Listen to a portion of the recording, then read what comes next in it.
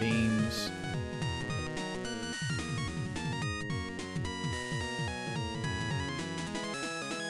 I know, I think that's the send post. Beans. Yeah. How you doing today?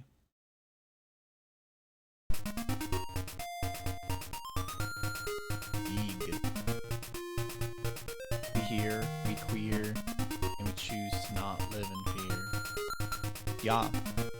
How you doing, Octa? Hope you're feeling better today.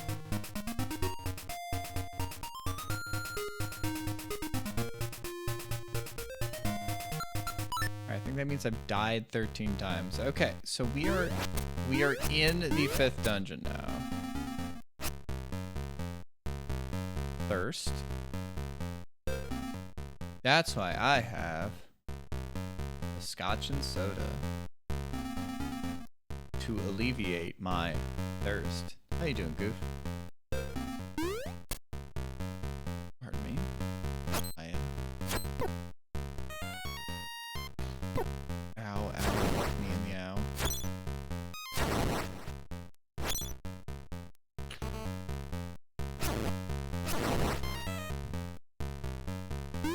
Yo, what's up, okay? How you doing, homie?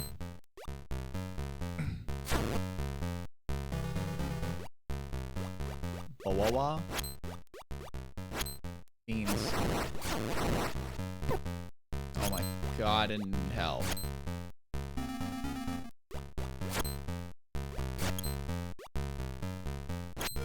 please.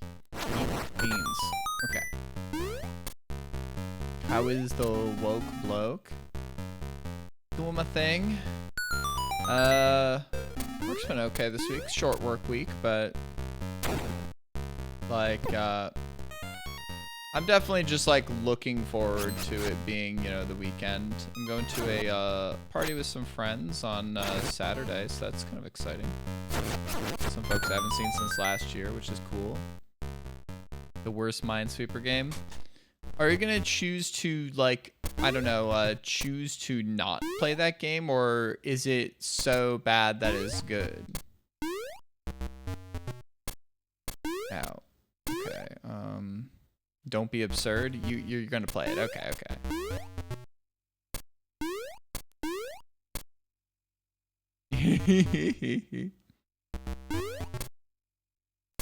Ah, fuck. It does like the fall off.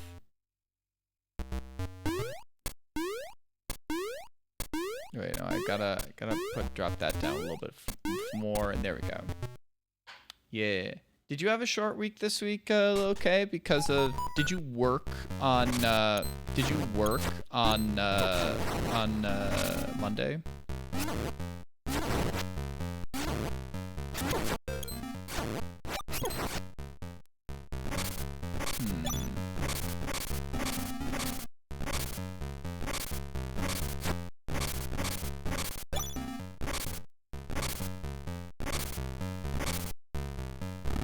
I know you have 4-day weeks. I'm aware of that part, but I was just wondering because for some people, you know, Monday was a holiday.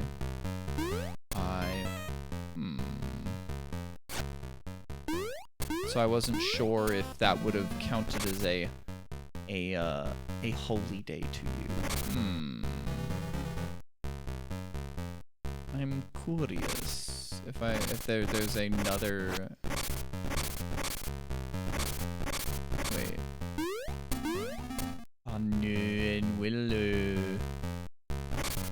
What are they? Because like I had a work holiday on Monday, but you know you got your long weekend, or you got your, I guess, normal size weekend now.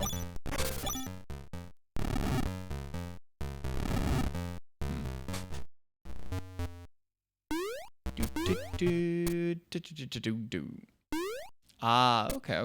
That's not too bad then. That's not too bad.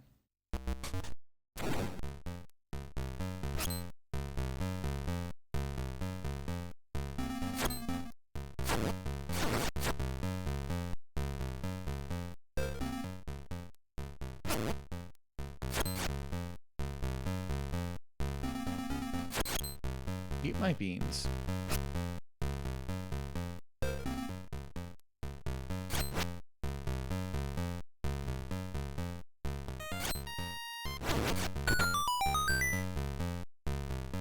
A horse sale. You can buy horses? I mean, where are they expecting you to put your horse if you buy it? I don't understand. Like, I don't have a place to house a horse. Like, I don't know. I'm not rich like some of the other people who are, you know, like buying games on Steam, but I do not have any pastures or stables to house horses, you know? I feel like that's very inconsiderate of... Sucks to be me? I guess so, yeah. It really does suck to be me. I'm truly one of the most, sad and depressed and awful of people. Oh, I don't have the beak yet.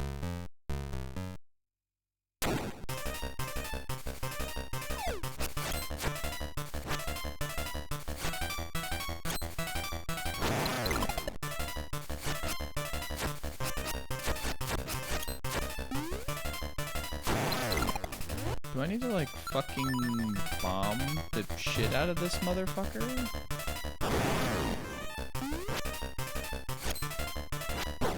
Ow, eat my shorts. Or my beans. One of the two. Or my short beans. I don't know if I have to...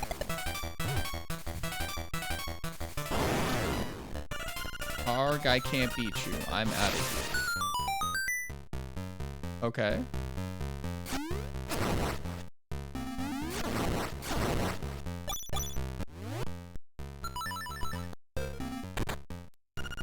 I've got what was inside the box. Come and get it if you can. Master.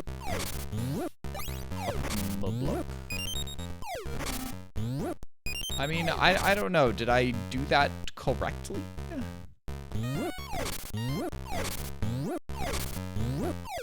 So is it just a sale on games that have or feature, you know, a horse eye?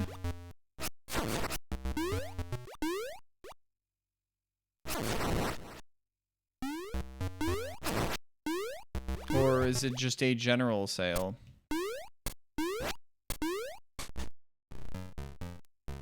Where am I? Oh, I'm okay.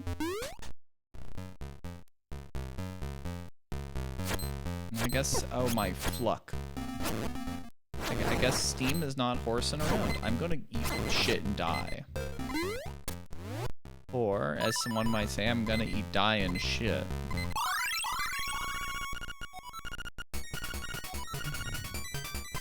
But yeah, so that's what I'm doing on Saturday night, which is why it's nice that we are, doing movie night in, Saturday afternoon, or early afternoon for me, so noonja. Do I actually decide what is funny? I mean, I certainly make jokes, but I do not know if I am the sole person to determine that of the group.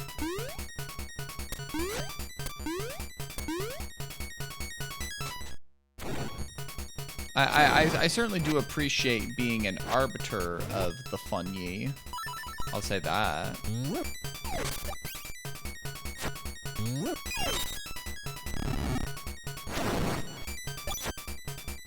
Okay, I need to... Do I have it? Yeah, I didn't think I had any other keys.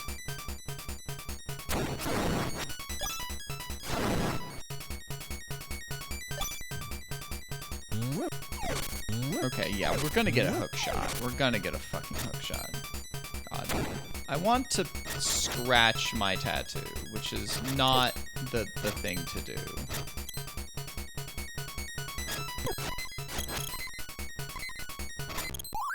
Ow, eat my liver and onions.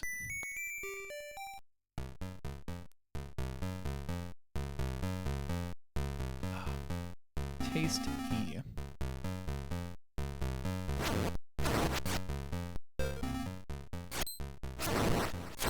I will say, I do want to be playing like Hades 2 right now. I'm just like, man, I'd love to be playing Hades 2 right now. I'm just a little bit like, man, I want to play these nuts too, you know?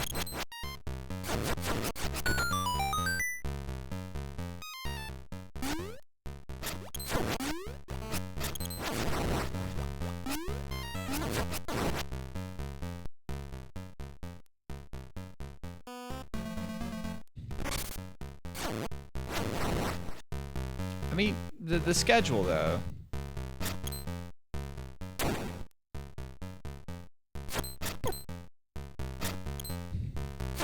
If someone wanted to watch me today play this, I want to make sure that they're getting what they want, right? That's kind of part of the schedule, so people can, like, plan around what I'm playing, right? Which, to be fair, like, there's like not the smallest amount of people that do like seem to like really enjoy having the schedule and like having like me play the games that I am playing on the day I'm playing them.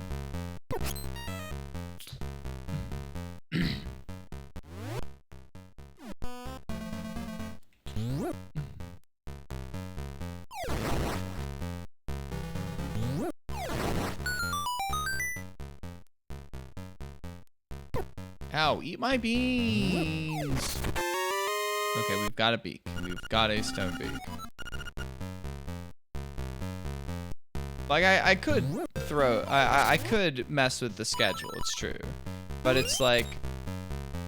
I do think that the schedule has its uses, and, like, if somebody wanted to watch me play this today, I want to make sure that they are getting what they want, right? That's all I mean. Okay. How am I gonna do this and not, like, fucking die?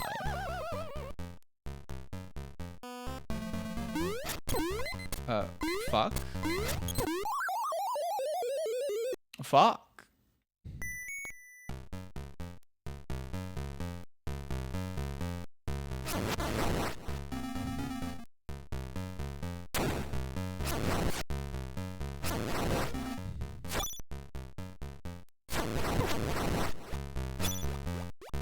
I don't know. Depending on how this goes, I could always, like, toss, like, a little bit of 82 at the end. I don't know. But it's like, I want to make progress in this game too, you know?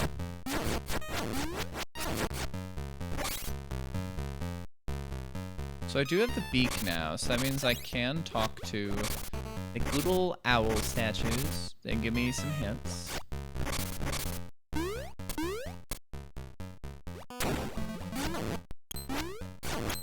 So is it the Minecraft game that you hate? Is it the one that has like the big Minecraft maps?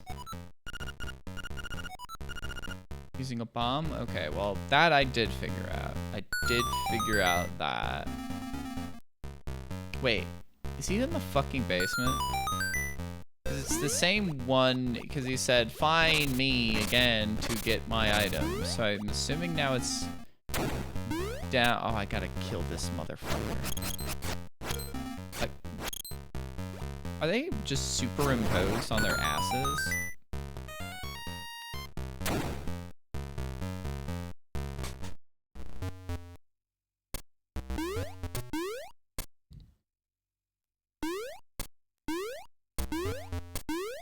I'm a gamer. What can I say?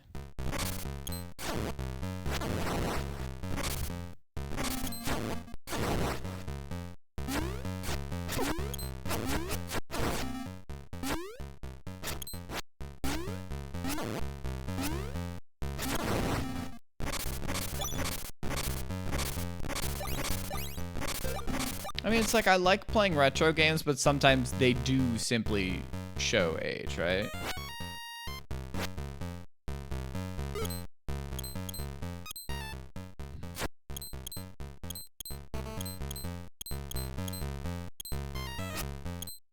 Some cool aspects of this game, you know? I like seeing where some stuff that I recognize from Minish Cap's like, oh yeah, it's got elements of this and that. Because like the 2D Zeldas do have kind of like a continual design thread through them, you know? Like I can recognize elements that have been taken from one, kind of translated to the next generation. I know, what was it, Octa? You were saying that I should not be a coward and play Minish Cap, and I was like, I mean, I grew up with Minish Cap. It'd be like, I'd want to tread some new ground, but like, it is goated with the sauce. I ain't fucking disagreeing with you. It's just like I did put like a ton of hours into that, and I mean, do I even have my PB list down below in my fucking description anymore? Like, obviously, like, we are very, very far time away from when I cared about the description things, you know? Oh, I do have that thing here that connects to my speedrunning thing. Yeah, so if you look, I have an any percent time in Legend of Zelda Minish Cap at barely under 4 hours. God fucking bless. And God knows it is, ugh. That is the best speedrun time you've ever seen. It's almost world record. You should Even saying almost world record is just the biggest lie I've ever told.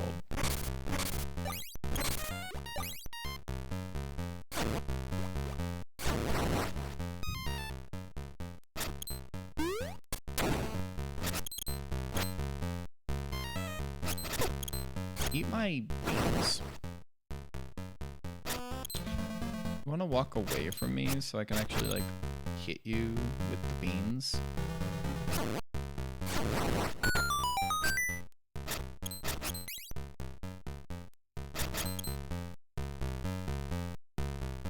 So I have been in this room. Did I get something from you? I think I did.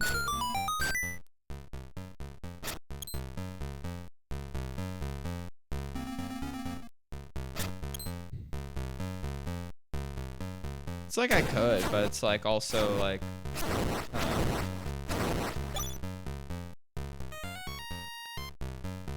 so like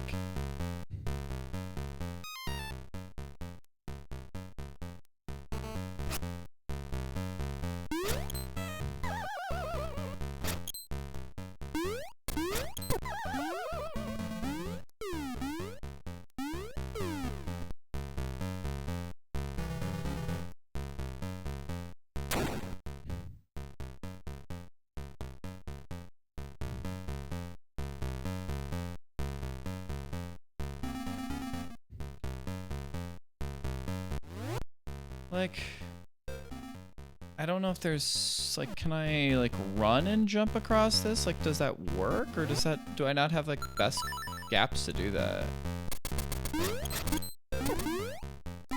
Oh, how did I globe? Huh?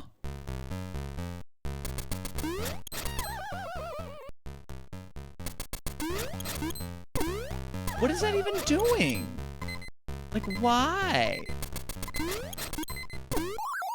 Huh? Okay, that's probably simply not where I'm supposed to be going.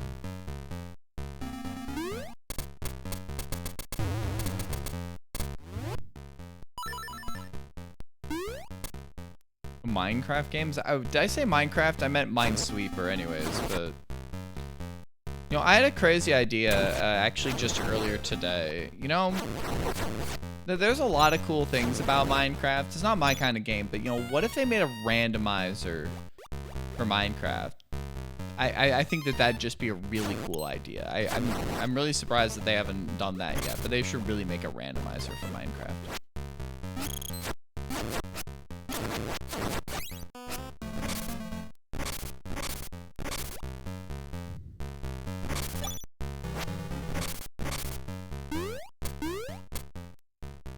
What do you mean? I mean, they really should make a randomizer for Minecraft. It seems like it'd be perfect for the game, you know? Perfect kind of, you know, for just the thing it is.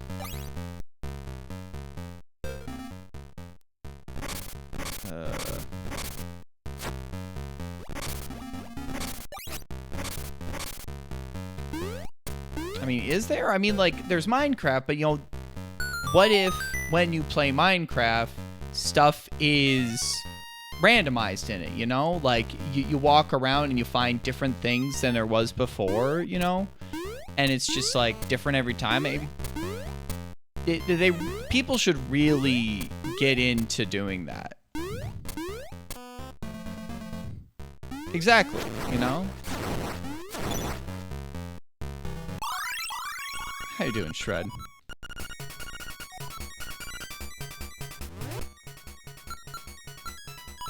No, not that one. I wanted to do this.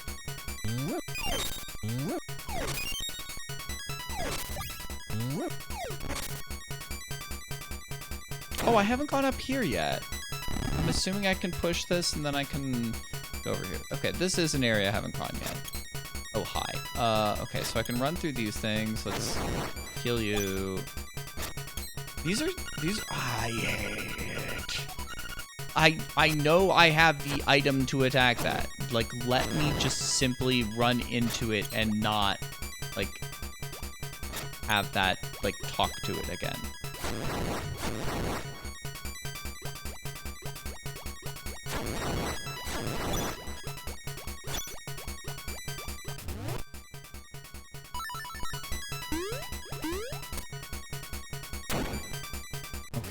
I think that there's got to be a way of pushing these around to get out of this room. Maybe not from this end, actually, because, like, there's... Anywhere there is blocked by pots, so I guess I could go back in that room.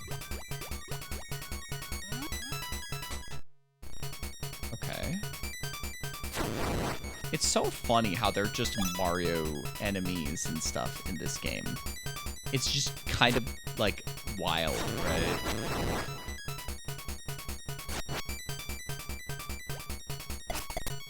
Oh, you can actually drop on the Goombas' heads.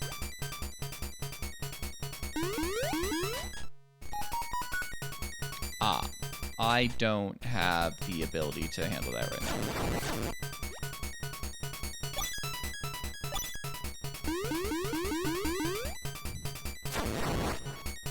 What are those called again? It's been a bit since I've played. Like, I'm no expert on, like, SMW or Super Mario World. I play a decent amount of SMB3 on my handy-dandy Game Boy Advance. I never actually had, like, the Super Mario World Game Boy Advance version growing up. Maybe my life would be a lot different if instead of having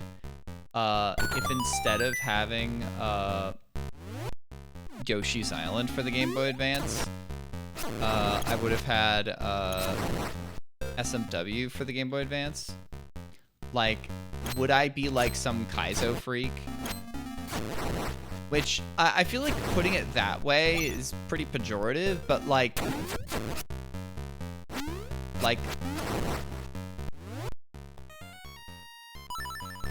I mean, Yoshi's Island I still think is one of the best games of all time. I will stand by that. And I'm pretty sure that is a very non-hot take. Like, that's a pretty cold take.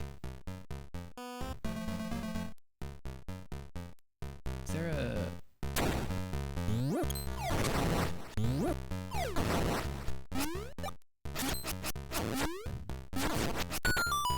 Like, truly like a masterpiece that has withstood the test of time. I haven't played it in a bit, but like, I feel like that there are so many modern platformers that don't have the level of polish and smooth control and just creativity you can do with the movement and the level design as Yoshi's Island had. Like, when did Yoshi's Island come out? I need to, like, make sure I know my history here. 95. This game is 3 decades old, and I feel like that there's still, like,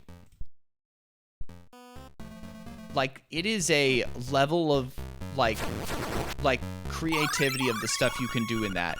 Yeah, but also, like, the depths of control. Like, not even, like, the speed running, like, ability stuff. Yo. Dang, 21 whole years. Thank you, Visor. How are you doing today? I will stand by that bit of counting each month as a year for subs. I like the dumb bits. You're meh? I'm sorry.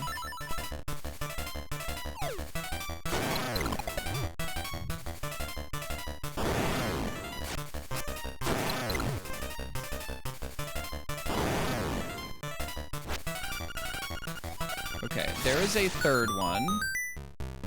Oh, Slay the Spire 2.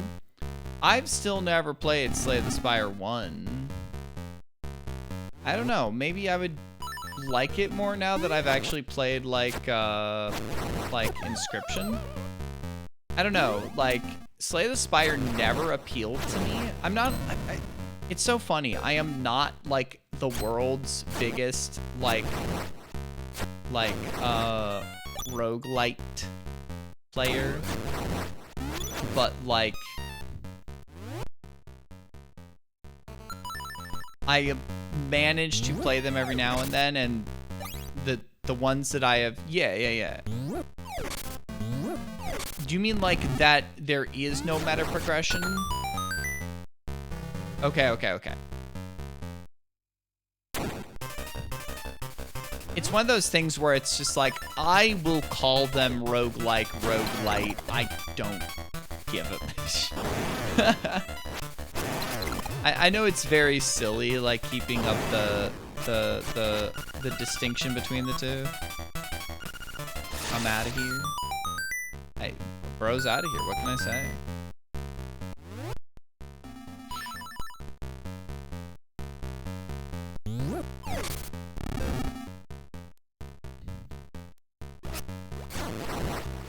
Well, I guess it's just like stuff like that where it's like small amounts of like meta progression of like, okay, now you have like characters that are unlocked, or like you can... I've never played Dead Cells, so... I mean, obviously, like, you know, Hades has a ton of meta progression. Like... Ow. That was entirely my knee.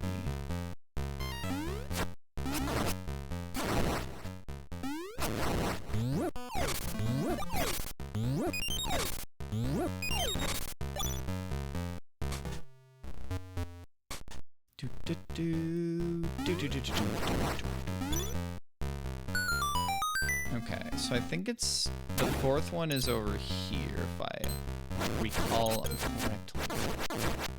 The way that like the lack of 3D, even though things are jumping, is just so funny in these games. Like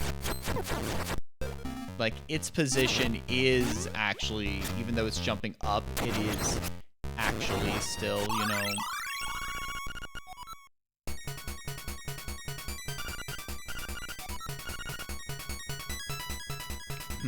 Okay. I mean, I don't know much about it, right?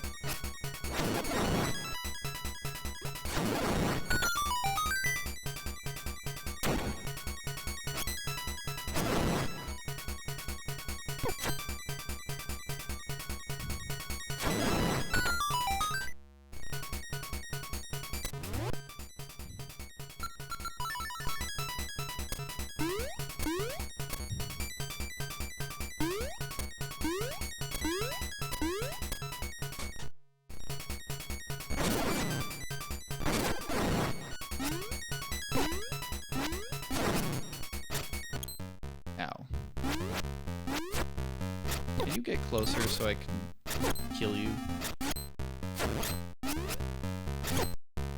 I am going to eat beans.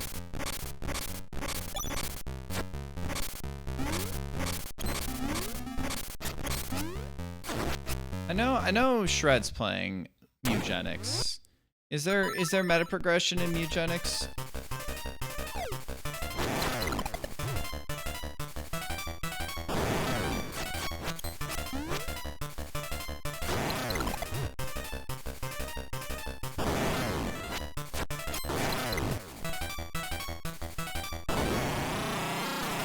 Man, took you long enough to die. Had to go to... Alright, do we actually finally have the hook shot? Oh, the hook shot. We got a...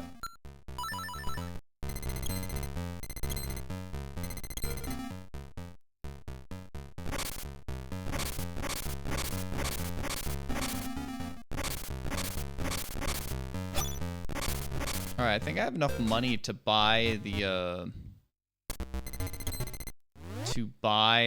bow and arrow now. That's fun. Okay, I want to put you all the way in the corner. You're in timeout, Ocarina. Do you get an Ocarina in like the original Legend of Zelda? Like, what is the first game with an Ocarina? Is there one in A Link to the Past? I cannot recall.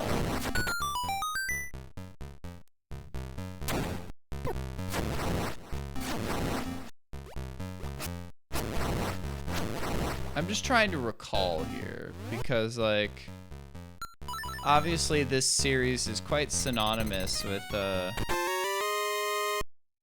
200 rupees. You're ecstatic.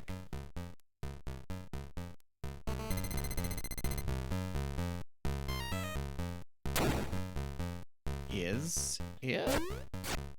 Yeah, but there's runs, aren't there?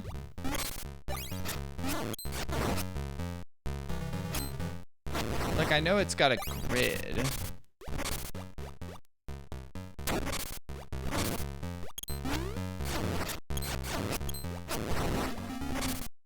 I think so.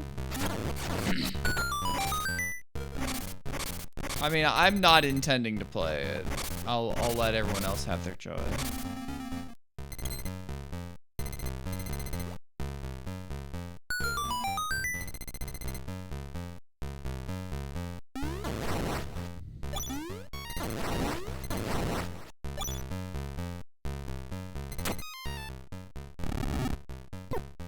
Ouch. Ow, eat my beans. I am going to eat beans.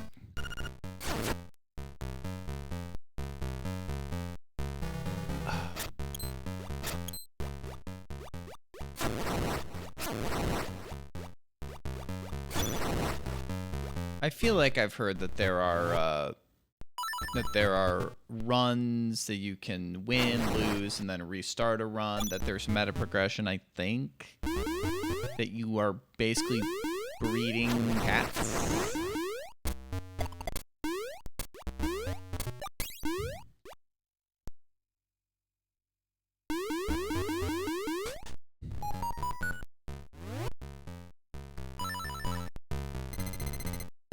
Very nice.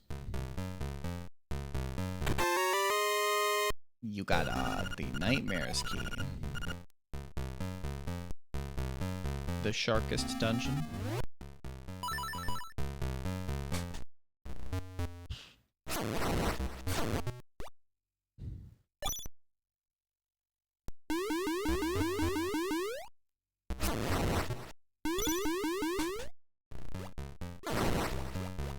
Arthur C. Clarke's dungeon.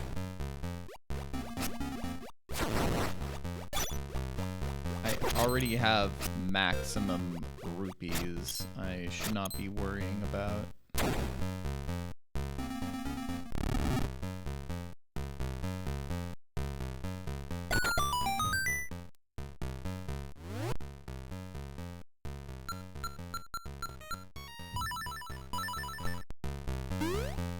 I'm beamed?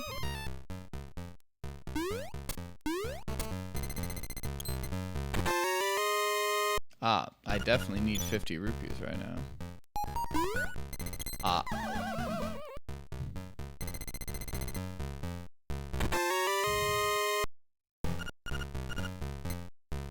Maybe. I mean, I haven't played Darkest Dungeon, so I'm not the most well-versed, as one might say. I do need to jump and grab that. Even more rupees. How wonderful. Me having all the rupees I could need.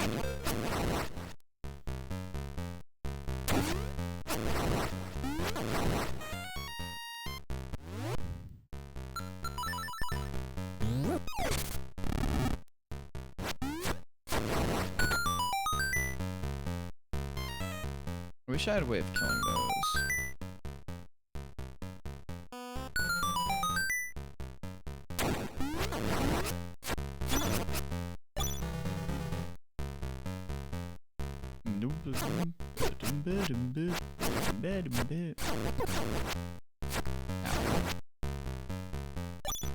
I did not need that. I have infinite rupees.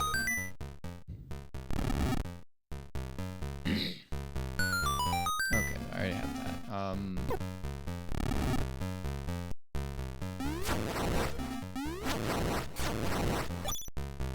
Phenomenal cosmic power. Space.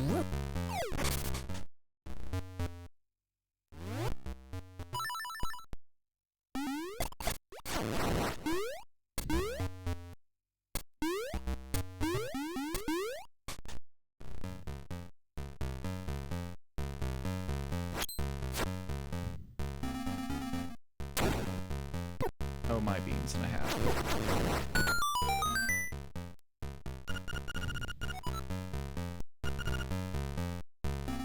Torchlight beams do cross. I don't know much about Darkest Dungeon.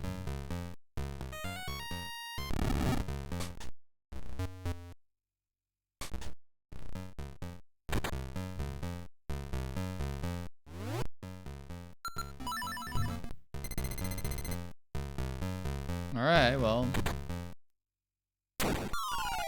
So, you are the outsider. Come to wake the windfish.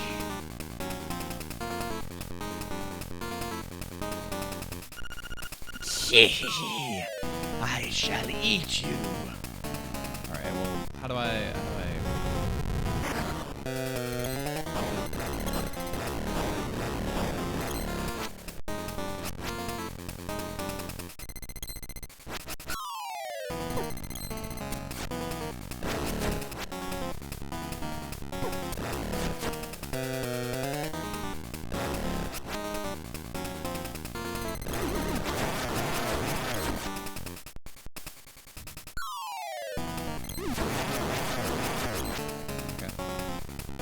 this is what we're working with. Tisk. You don't seem to know what kind of island this is. What a fool.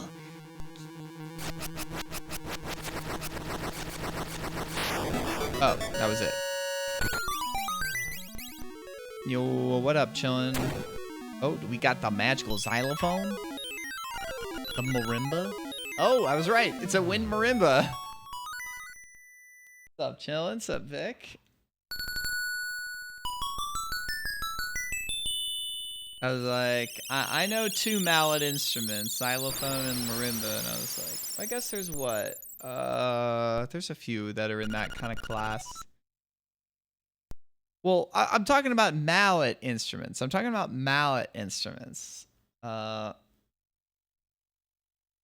Like, you know, with like the you know, piano layout of where the things are. One more day tomorrow. Oof. Y'all been getting hit by the snow. It's been warm here. It was like, what was it today? It was in like the mid 50s today. I still have the window cracked. Very, very nice day today. All right, well that didn't take me too long to get through that. Really could have taken me a lot longer.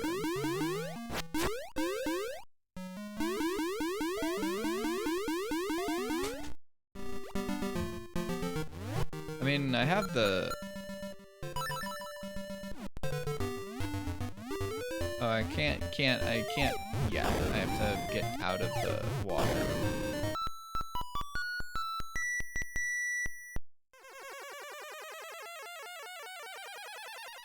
Well, I mean, now I'm here now. But now it's like, I'm away from where I was.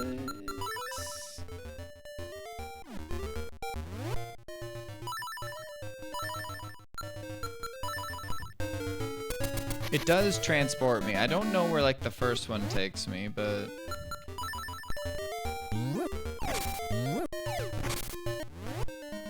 Yo, hello, Retomang. Yeah, this is my first time playing it. Yeah, I have done that. I have seen that it just plays random notes and it sounds like Link doesn't know what the fuck he's doing. Which, to be fair, if I picked up an ocarina, I'd probably sound like, God dang, you don't know what the fuck you're doing, which is true. But that's why, if you pick up a musical instrument, practice. Learn your musical instrument. It is worth it, you know? I truly enjoy learning how to play an instrument now, you know? I mean, I did play some like 45 minutes after work. I've been looking at more and more Rush songs lately, just like, okay.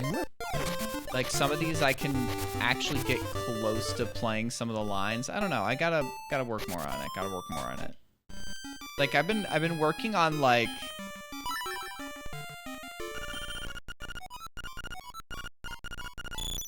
Alright, well that's basically all my resources.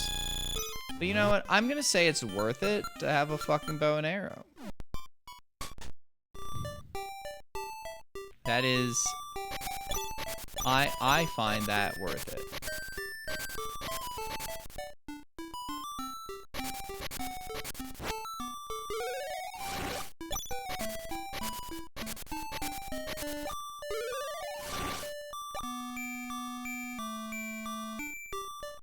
I know there's some caves where I wasn't able to do anything, but now I will be able to, like, traverse areas because of, we have almost all the items now. We have to. Or at least equipable items.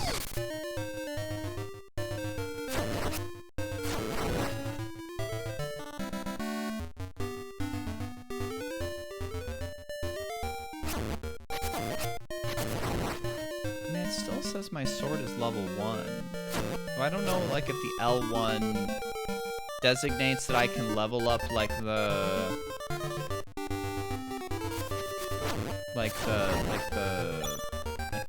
braces as well. I mean, I don't know. Like I was saying, this is my first time playing this game, so I have seen some speed run at some point in time. I don't remember when. Oh, I have a... Well, if I go up and to the right, I think I should get to the warp zone. I have something I want to do now. So I remember one of the trading quest things I got flowers, which I think someone in the animal village wanted flowers, so we can do that. But I do not know anything about this game, basically. Eventually I want to play the Oracle games too. Cause like, I'll say that I was old enough to possibly have these games growing up. I was old enough to have had the possibility of having them, but I didn't. Like this game or the Oracle games. I had a Game Boy Color growing up. I had an N64 as my first consoles, my first handheld, my first console, and I just did not have that. So, okay, no, I did do that key. There was a key like at the other like ow, eat my beans. Why don't you? Was it here on like this screen at the head? Yeah.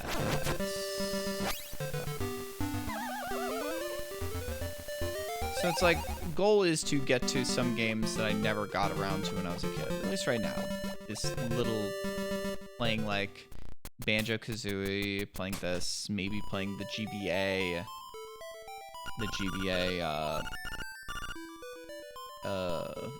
Mario Tennis.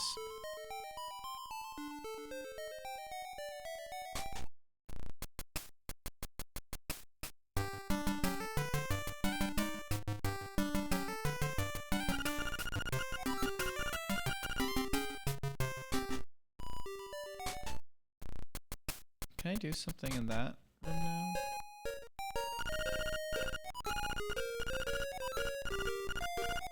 A request to make of you. Will you listen? I will. I will listen. This letter to a Mr. Right. Ah, yes, yes, yes. Pardon me.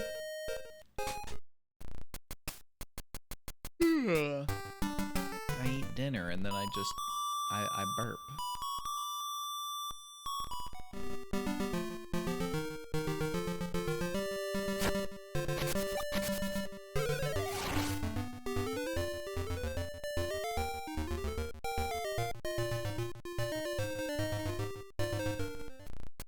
A salad and leftover chicken strips from going out to eat on Tuesday. Definitely could be a whole lot worse of a fucking dinner. Oh, my beans and a half.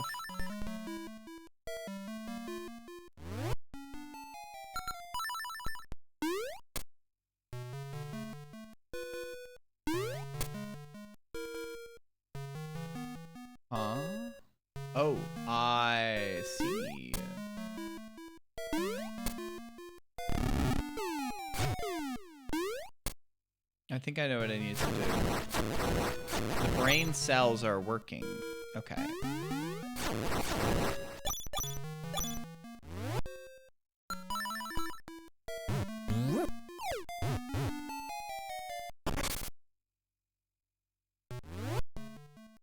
You see that?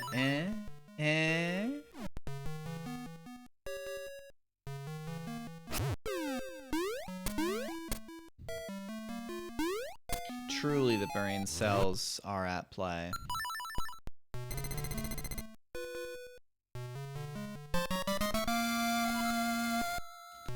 Voila.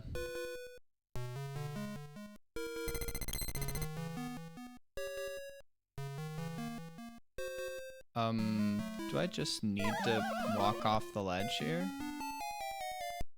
I mean, I didn't see any other way that I could get back. So it does seem like you are super close to the end now, Vic, of Anime World War II. What's next on the list? Is it? I feel like you said you spun the wheel. Is it Momo 4 or you got something else you're playing after you finish Anime World War II?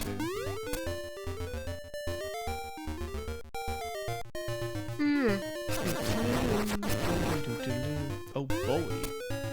I've heard people talk about that game. People, maybe it's just online. I have no idea. I've never seen that game. It has a reputation about it. I feel like I've heard it's a good reputation, but I don't know.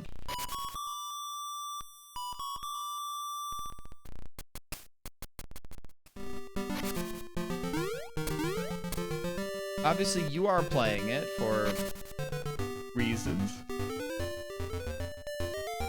Oh, is Bully Brazilian made? Or are you talking about Momodora 4?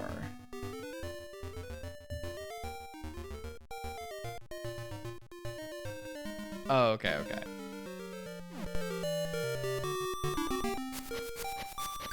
Oh, sup, homie?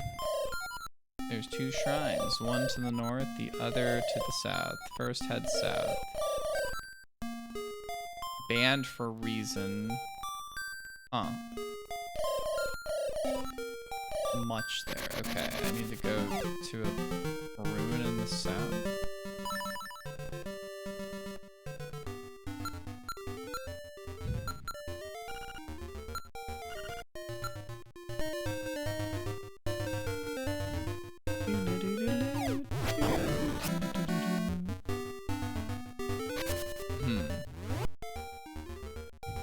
I mean, you know that Momodora 4 is a VR developed game. I feel like you already knew that, but I had to call that out again. Oh yes, here. I remember I was coming over here and got myself absolutely mollywalloped by the thingies.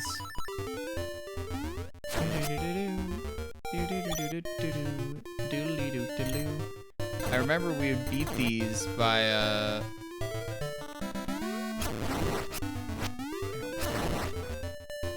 random stitch on my side.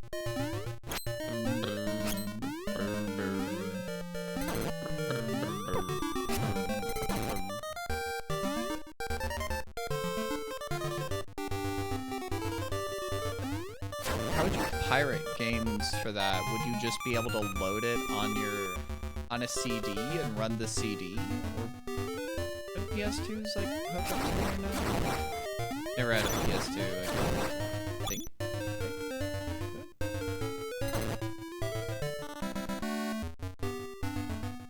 I do not know the old lore, as it were. As it was.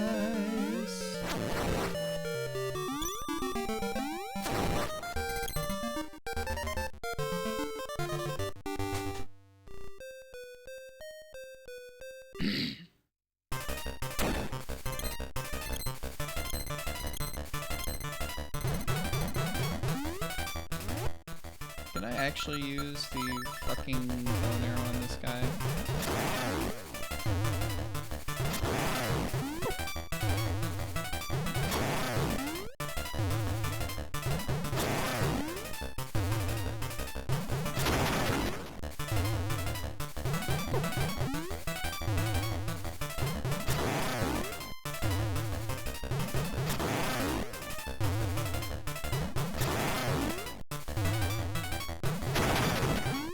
Oh, beans. Broken Angie?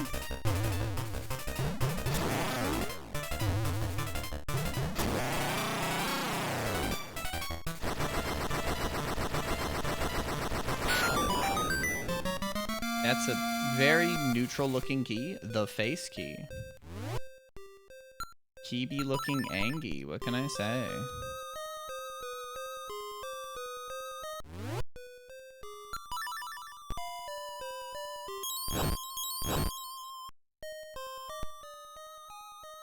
Alright. Can't to the finder. The Isle of Koholint is but an illusion. Human, monster, sea, sky. A scene on the lid of a sleeper's eye. Awake the dreamer, and Koholint will vanish much like a bubble on a needle.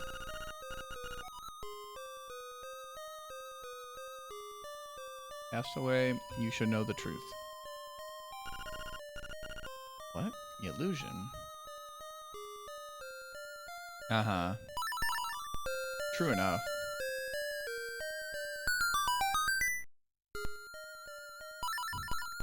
I mean,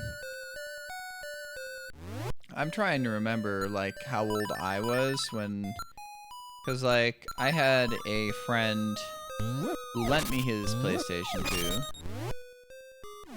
2. Okay. So you did need arrows to beat this shit.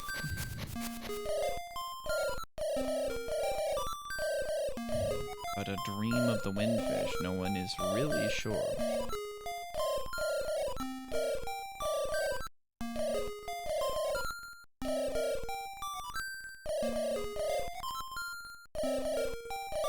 Trust your feelings. Someday you will know for sure.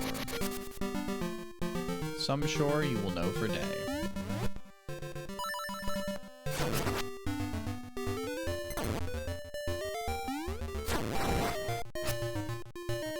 Because I had a friend back in,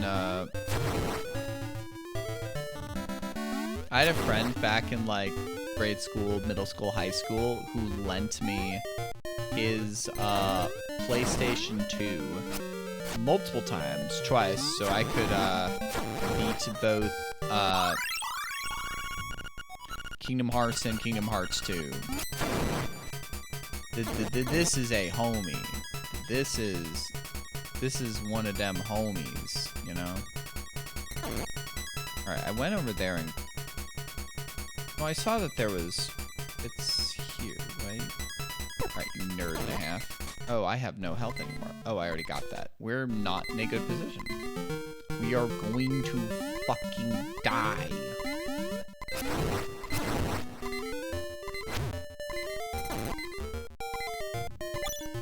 Truly, cryptic owl wisdom.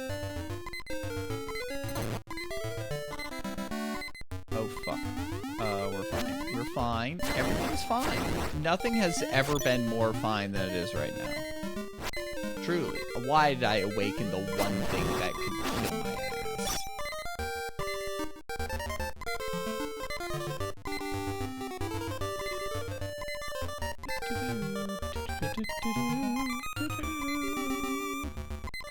Alright, that thing's gonna kill my ass. Okay.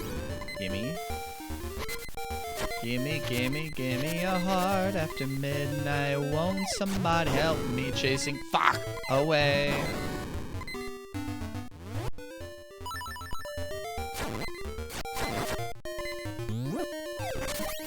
I feel like that could be like a band title, Cryptic Owl Wisdom.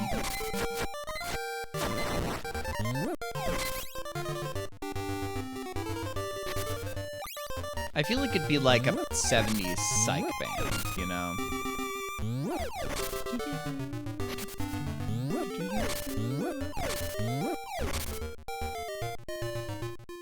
Okay.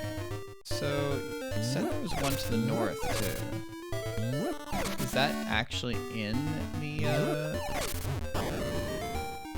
cow? That's... That could go places. That could go places. That's at least a, it'd be silly, but, you know, if you're naming your band Cryptic Owl Wisdom in the first place, you gotta be able to laugh at yourself anyways. You gotta realize how ridiculous you're being.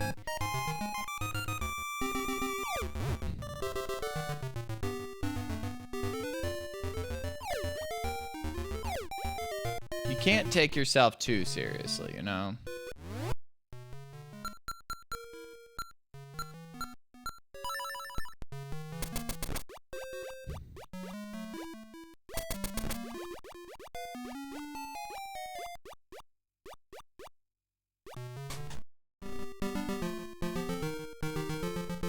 Like, I want to fucking, like, slash the chews, but, like, they'd eat my ass for breakfast, lunch, and dinner, you know?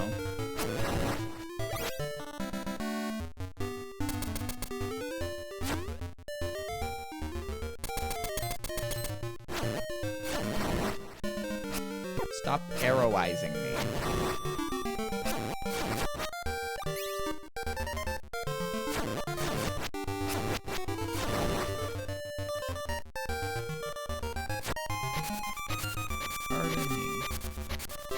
I guess I am also, you know, drinking a carbonated beverage with scotch and bubbly. Not like bubbly as in like champagne or anything like that, but like the classic scotch and soda.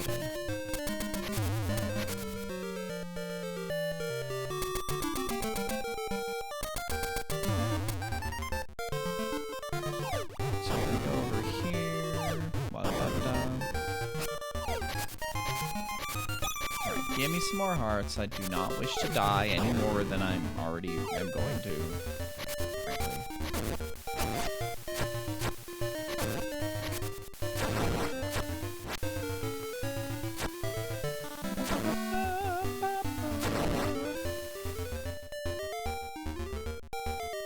So I've already got him there. Where does this go again? Oh no, that gets me out of the Temple of the Fishy or whatever the hell. Yo, you want to come up here so I can smack your ass? Thank you.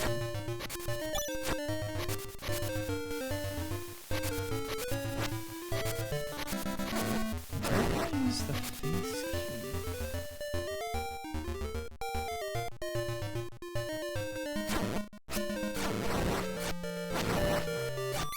There we go, full health.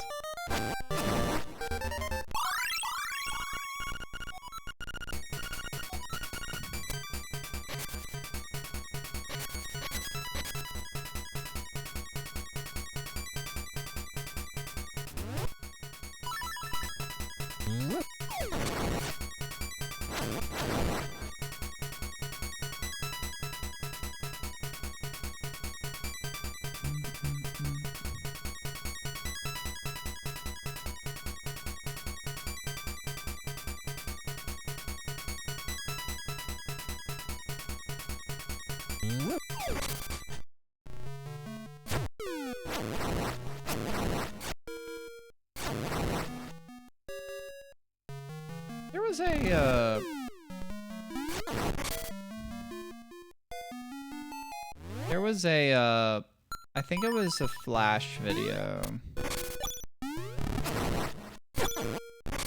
It was so dumb.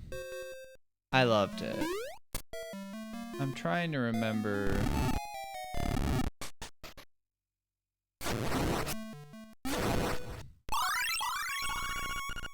It was like the Revenge of Link. It was one of those super dumb, edgy,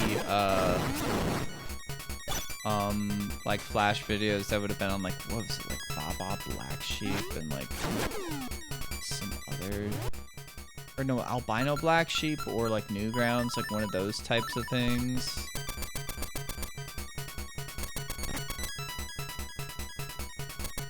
Okay, how do I... Wait, no, I can already get there. I'm brain dead. My brain is brain dead.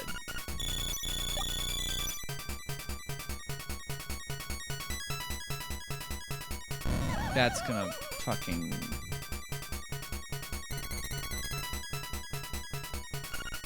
I'm going to consume liver and onions.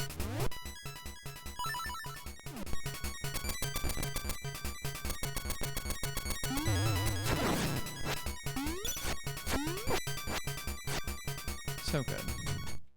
Can't turn around properly.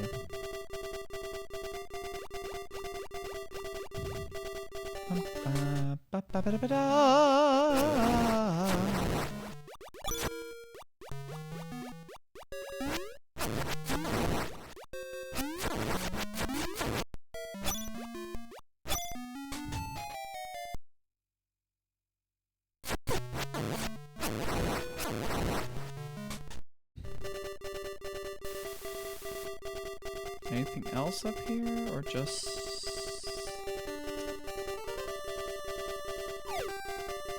Okay, nothing else special over there. That's nice.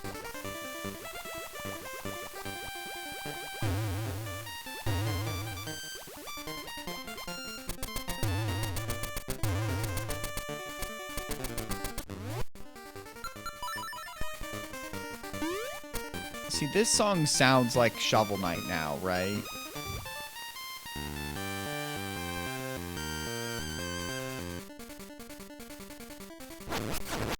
Because Shovel Knight, you know, like leaned into this obviously as a retro aesthetic, not like a modern aesthetic as it would have been at this time, you know?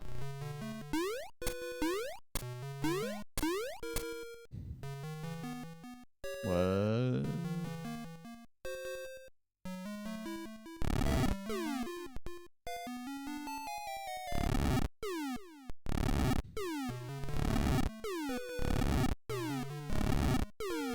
I mean, I could see if there's... Beans? Beans. Oh, fuck.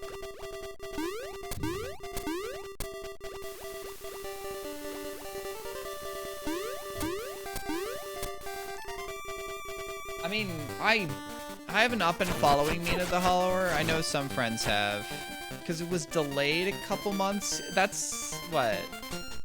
It's not Super Yacht or whatever Yacht Club, right? It's their next big thing. Oh, okay, that worked.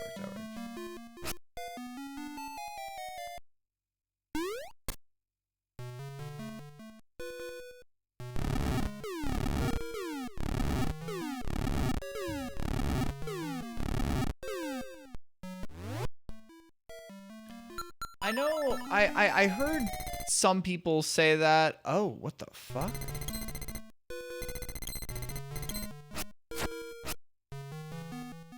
Okay.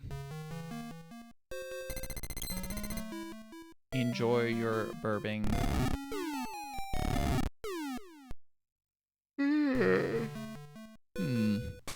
Cause I don't think I can get around there unless there's a way back.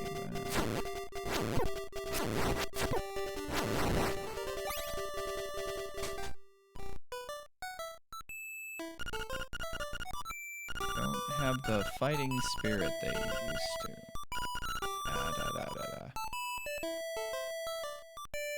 And I want to scratch this, but I'm just like gonna rub it just and like pat it, you know.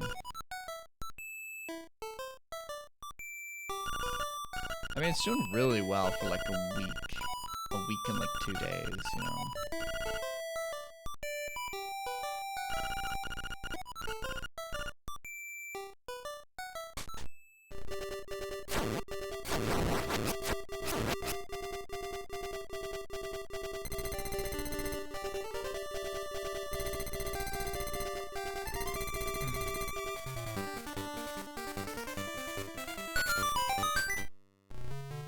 I figured there had to be something. Okay, it is one of those.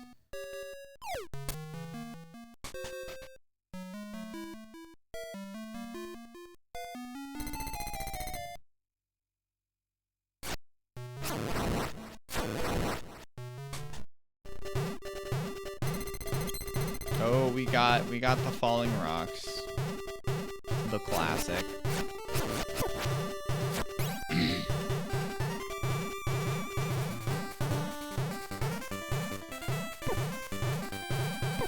Ow, you piece of bean.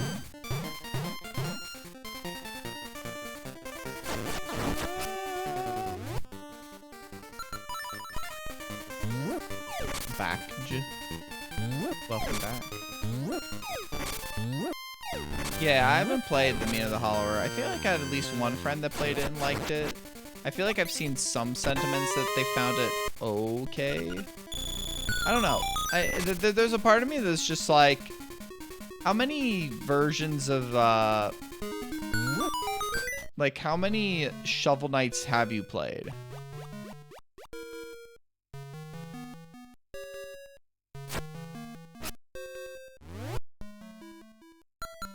I mean, obviously, it's slightly different than that anyways, right?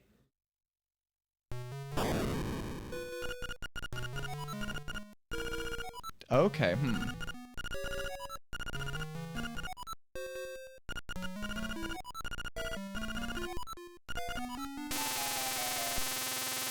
Whoa, epilepsy warning?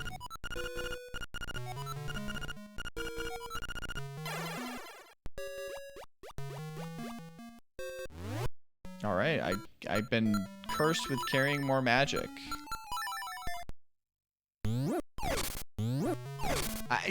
Legitimately, I mean, well, how was I supposed to know that it would be a massive amount of light strobe out of nowhere?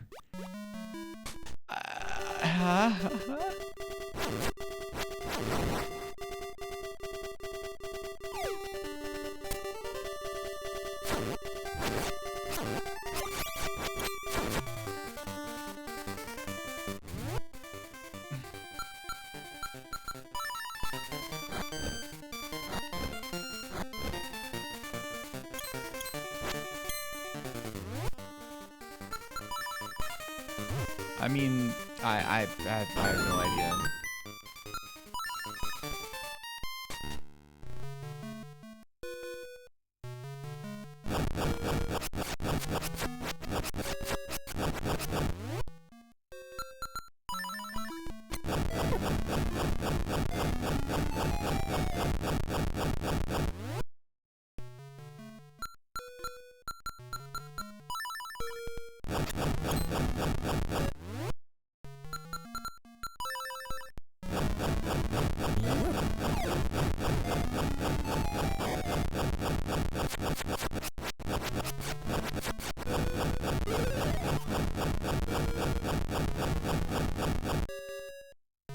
I don't think I can get past that.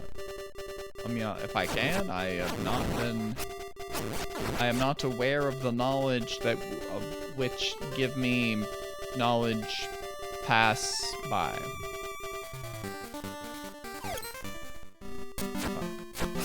Eat my liver.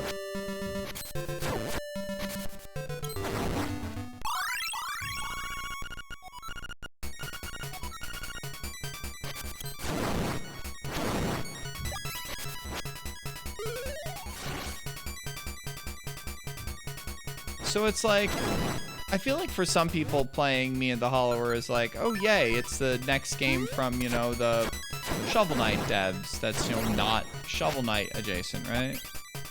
I don't know if they've done much non-Shovel Knight adjacent, right, at this point? They certainly did a lot with Shovel Knight, don't get me wrong. Shovel Knight, Plague Knight,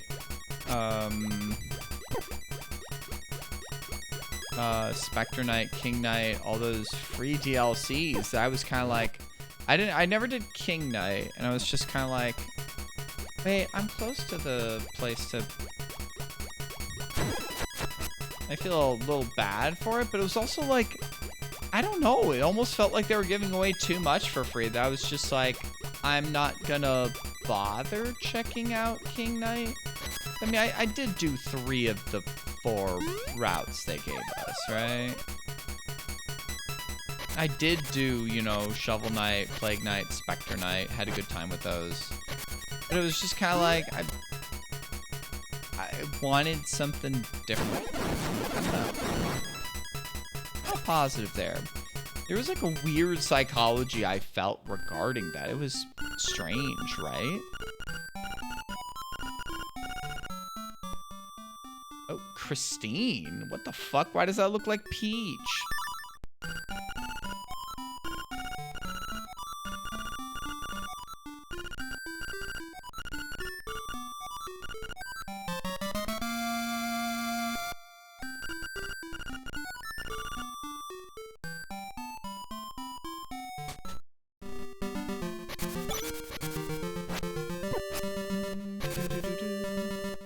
don't know.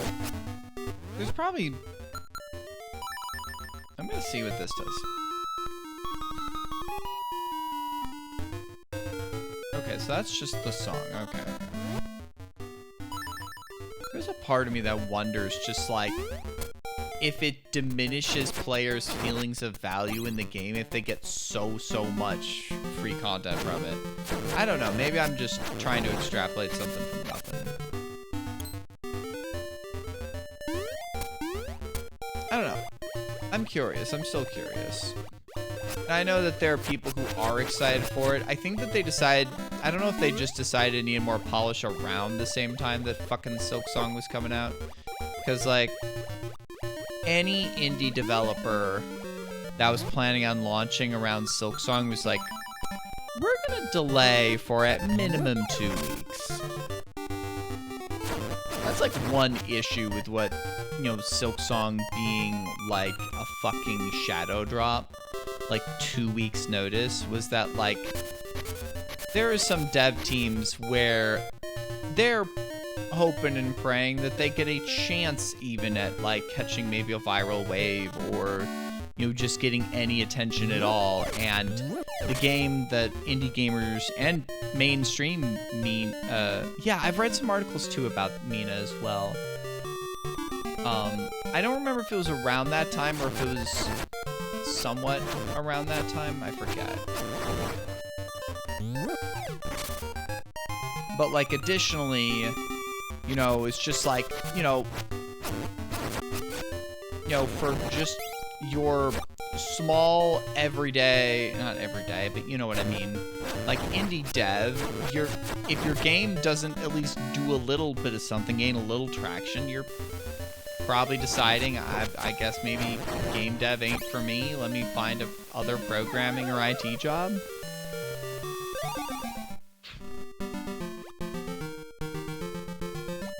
And for the game that most of, not even just the indie gaming world, but like the actual, like,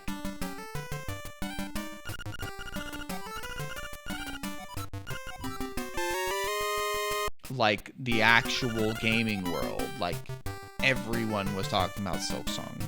Like from your indie schleb to like just your everyday Joe Schmo gamer. Fishing hook. Oh, I remember.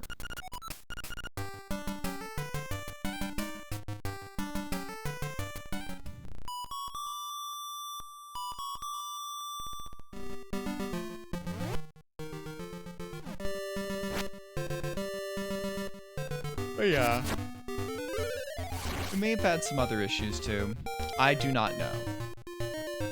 I mean, we'll see, you know, for the people that are excited for it, what will happen when it comes out, you know? I mean, I don't usually play, like, super small indie games. I will play stuff that has been recommended to me by friends. And I don't even know if, like, say, like, Void Stranger counts in that regard, because I feel like Void Stranger at least had some market to it. But it's an odd one for me because, like, I work mostly off of word of mouth.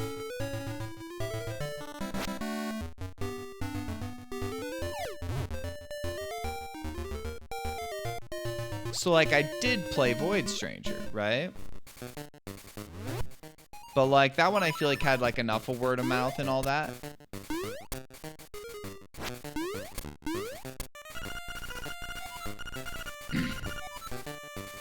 So it's like, I don't often play like the down to the ground, like true indie that like might not get as much traction, but might be a good game. And playing what I'm really leading to here is like Super Puzzled Cat, because of my connections to the dev team through Wayward.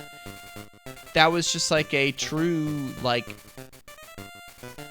cute game that like had a lot of depth and love put into it that probably didn't get a ton of you know, like media groundswell. And it's like, man, how many of these like small, like diamond in the rough games are there out there that you're just not gonna hear about unless you talk to the right person who scours the recycling bin of Steam, or knows somebody who's making a game that's been their passion, you know?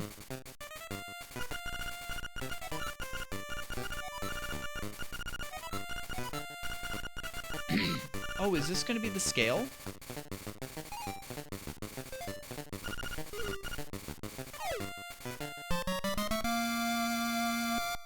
No, it's the necklace, yeah.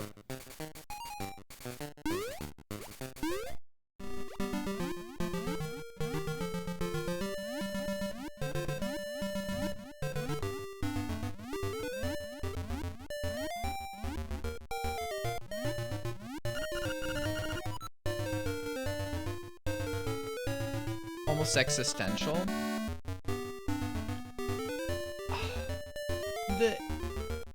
I mean, we're not responsible. Oh, you recommended that. Isn't that a free to download one that you recommended to me?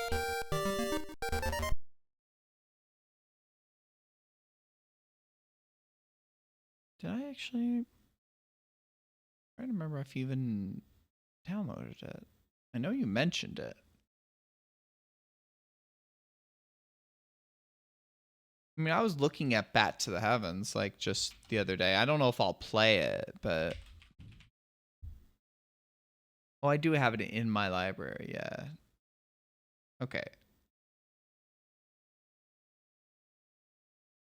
Maybe I'll get to it at some point. Where is it, then? When did I download it?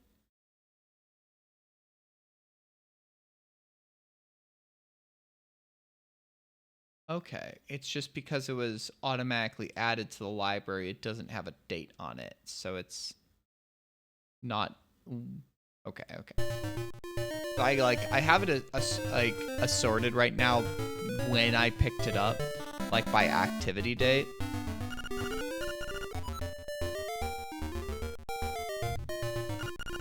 I mean, that's...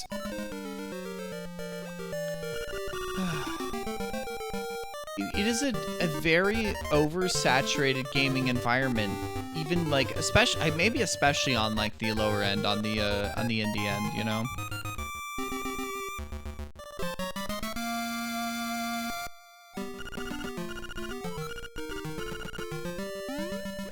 I do not know what this is going to be useful for. Yeah. I mean, it's really hard to say because, like, I mean, there is a kind of, I don't know if this is the right word, but like, there's kind of a magic or serendipity, the right word. There's a,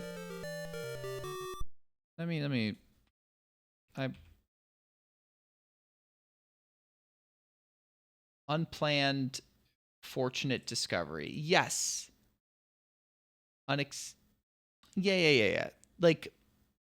Like, you know, you were in the right place at the right time and discovered something beautiful to you, and, you know, and I mean, especially since, like,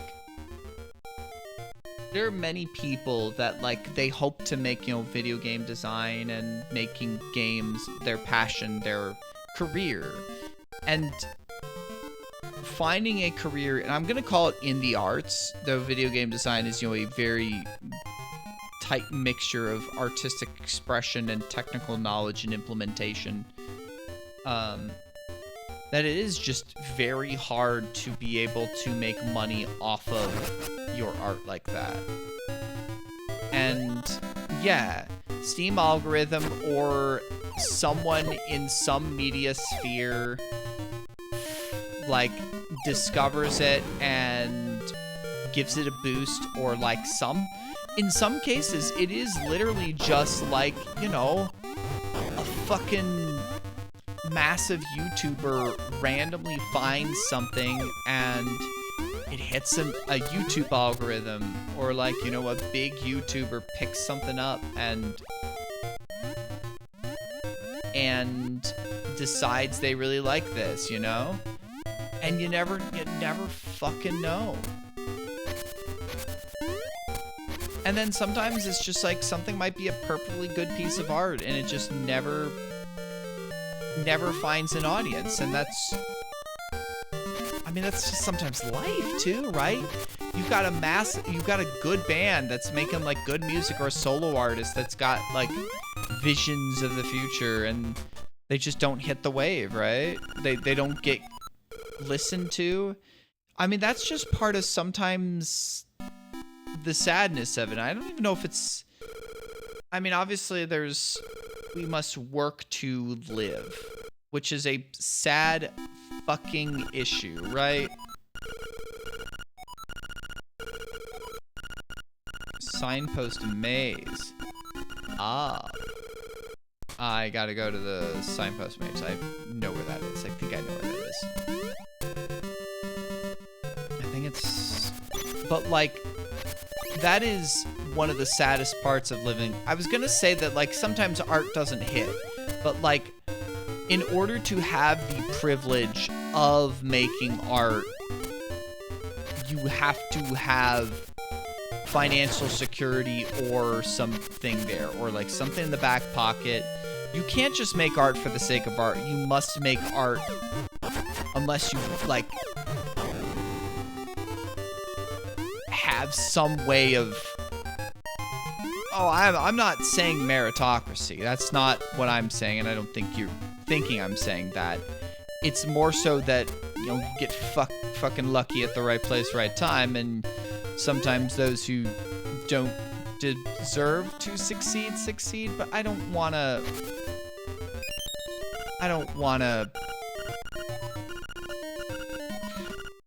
Yeah. I understand what you mean there. I'm just... Where I was following my thought was that, like...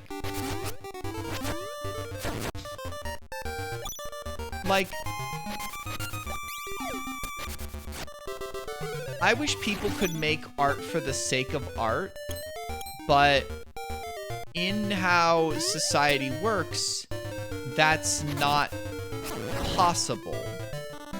If your art doesn't make money, you have no means to live. And that's the fucked up thing. Like, would I love to try and write music and work more on that art? I would. I can't. I mean, I'm also not a especially talented musician. But I mean, I am passionate about it.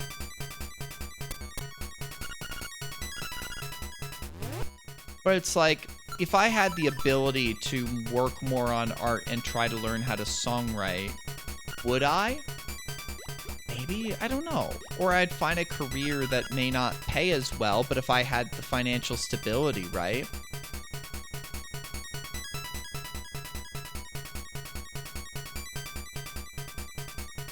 I mean, I don't know. It's hard to say, right?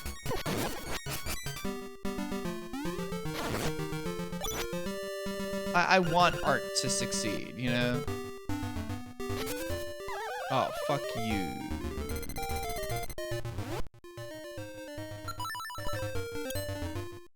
Yeah, I was reading, or I saw something on Blue Sky the other day that someone made a comment like, why are there so many Icelandic artists that we've heard of, like music artists? Like there's like fuckers like Bjork. There's, you know, Sigaros. I don't know of other Icelandic, but those are at least two music artists I know of. And I think it was someone like Icelandic said that there's a universal basic income, or there's some art grant that you can apply for and be paid to create art, you know? Well, I mean, like, UBI, Universal Basic Income, I think would allow people to do more things they want, you know? Obviously, like, you have, you know, the stolen, you know, efforts of labor, where the vast majority of the wealth is going to the people who own the factories, who own the companies, whereas the people who create the products see so little of the profits, if almost any at all. Poverty wages to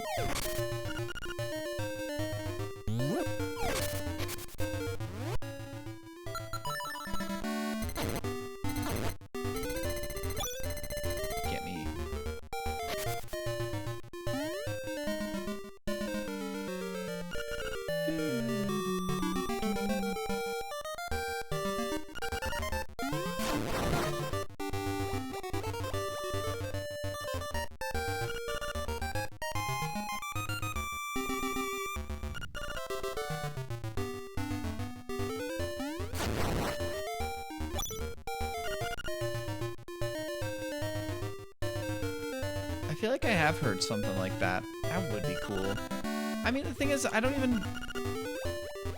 I would more want to... Like, I'm more worried about, like, having a... Like, that if I try... Or not try, but if I work towards working in a library that... is this way. Oh, there we go. Oh, I've seen this fucker. Mamu. Oh, well, I mean, I did say Iceland. It was just some tweet I saw. Or not tweet, but Blue Sky post. Whatever. It's still as... Archetypically, it's a tweet to me. Fuck you, Twitter. I mean, what Chillin found is something different, which is good. I mean, more countries need to do this shit. Obviously, we don't deserve nice things here in America. We don't. Fuck us. Fuck.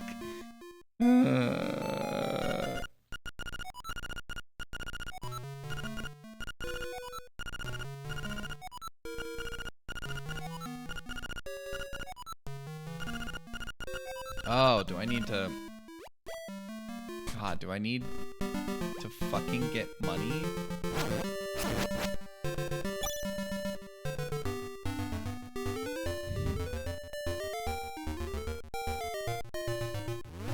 I mean, but that's also the thing, is that, like, you know, obviously with stuff like... Everyone wants to enjoy art, but people don't want to fucking pay for it, right?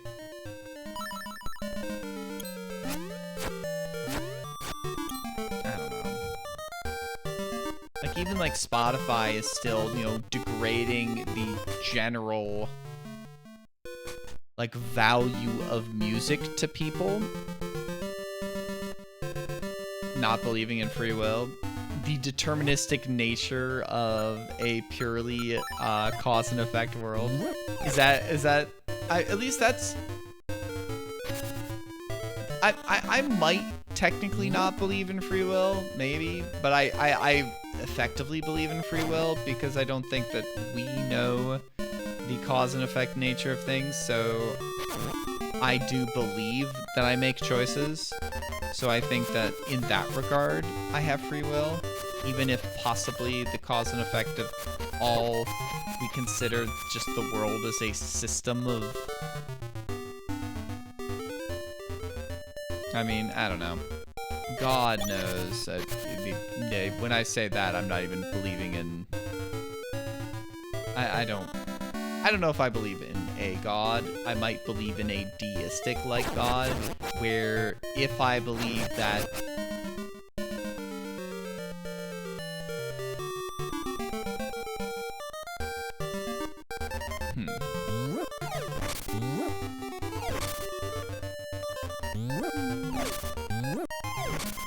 Yeah.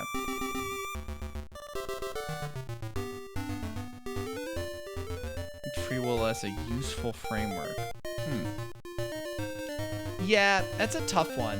Because, like, I've thought about free will in relationship to theology, and Visor will understand this, I think, because of our similar... I mean, I don't know what denomination you even...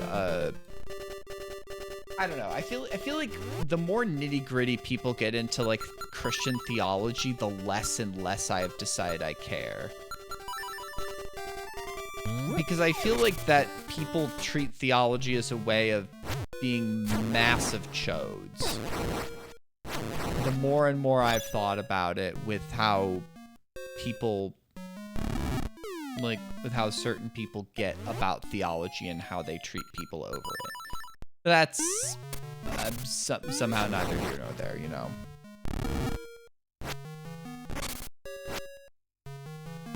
I mean, because, like, there's a very particular kind of brand of Christian theology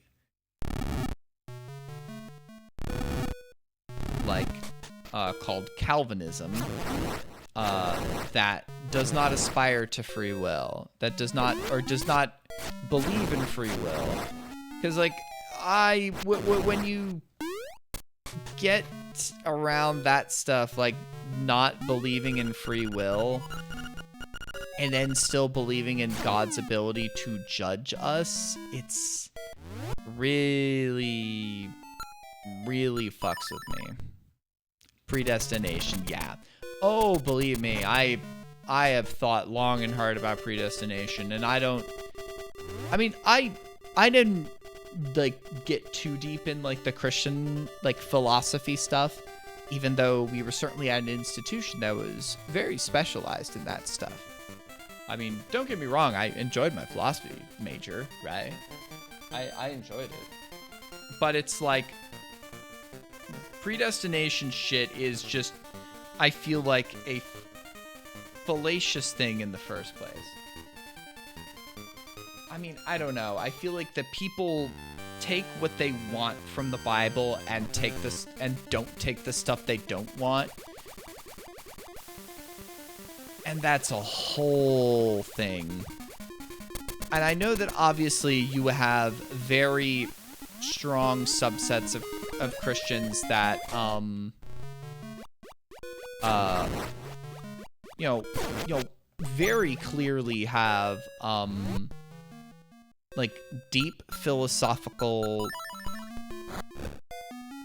understandings of why they believe what they believe, and have, you know, philosophical reasons, have theological reasons. Oh yeah, time travel stuff is just fucky.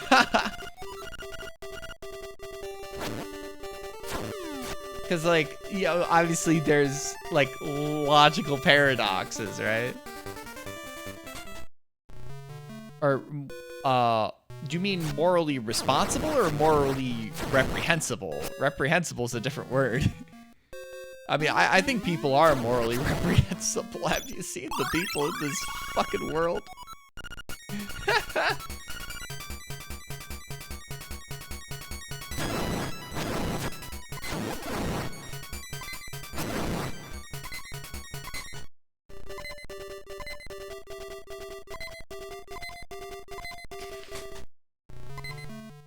Yeah.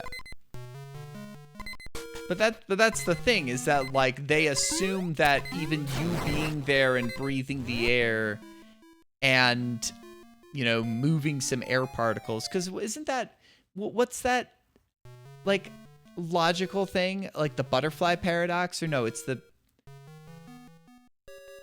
like, butterfly effect. Yeah, exactly. Where it's like, would your presence in a timeline that didn't have you before, even if you don't change anything, isn't just your effect on the system a change in the system, and so things could change? I don't know. We're getting into fun stuff there. I mean, obviously there's a lot of movies that, you know, do this kind of stuff, right? I mean, fucking or I guess that it should not change at a large scale, right?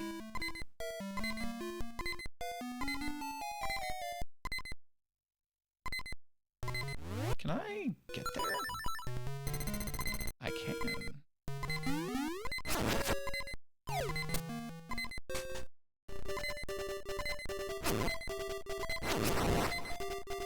I mean, what can I say? I was raised Calvinist, and not entirely Calvinist. I don't know if I've told you about my grade school, middle school, high school visor. Those were in the denomination of which we share a common thing, but the church I grew up in, morning 2 days, we're talking theology. We're talking predestination and do we have free will. We're having some great conversations. How are you doing tonight?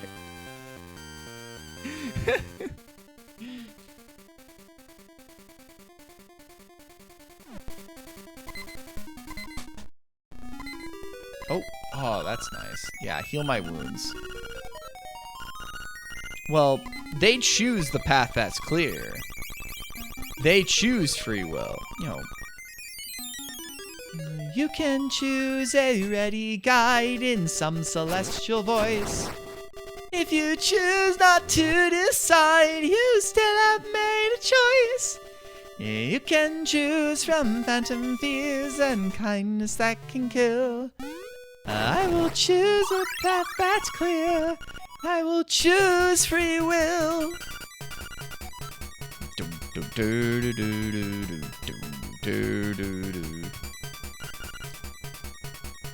Ooh, interesting. I don't know if it's really my I don't know if I'm purposefully being a hipster if I say Grace Under Pressure is mine. Like Grace Under Pressure does have a very special place to me, but it also could be me just wanting to pick a unique Rush album as my favorite. Hemispheres is another one. Obviously Moving Pictures, you know. I mean, Permanent Waves. Fuck. I mean, Permanent Waves, Moving Pictures,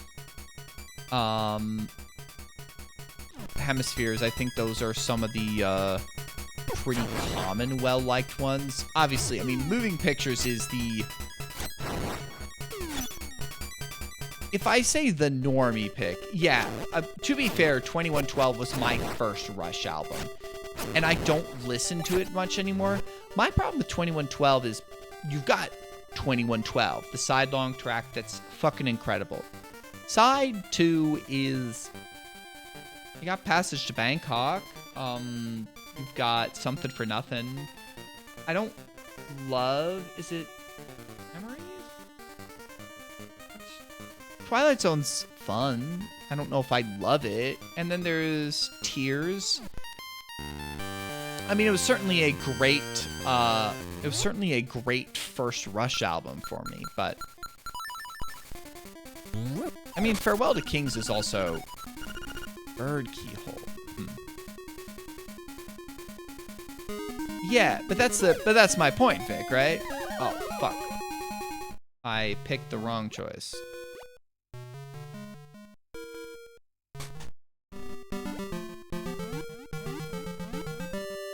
I have not mathematically chaotic. That's interesting. I don't know as much about math chaos as a concept, so it might be interesting for me to look into. I think, like, Clockwork Angels is okay. I bought it when it came out because I was a Rush fan at that point, but, like, I don't love it. I think it's fine. I don't know. I mean, like, the thing is that, like Snakes and Arrows is okay. Snakes and Arrows is pretty good. Obviously, like, the 2000s Arrows, I do go back to Vapor Trails every now and then, like, somewhat often. You're not as an album? Okay. I am definitely an album kind of person. So it's like, when I send stuff to, like, Tudos sends stuff to me, it's like, I do love listening to a whole album. I want to hear, all right, you're a music artist. What do you mean to say with a whole body of work? That's me, right? I probably need a Rush tattoo at some point.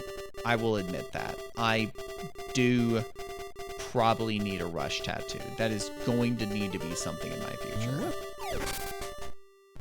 But it's like, I wouldn't want to get, like, a Starman, like, from 2112.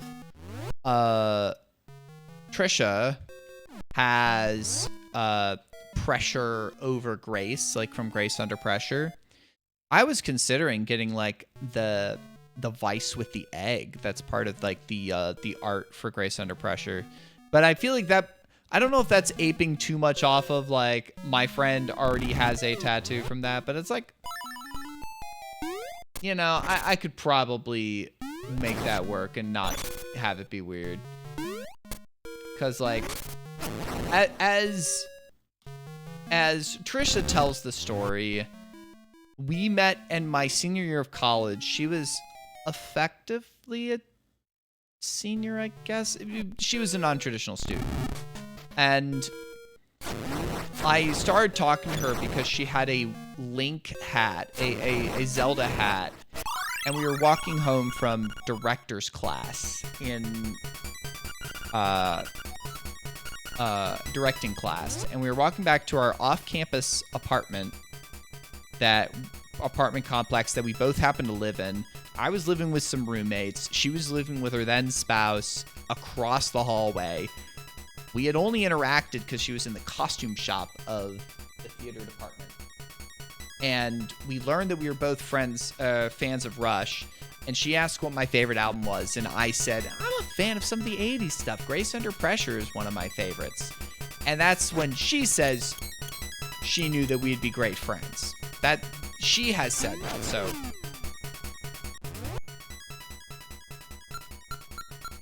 fun story there. I'm glad she decided to go to the GDQs more. Her previous last GDQ was 2019 SGDQ, so I'm glad she's gone back again. Now 2 more under her belt.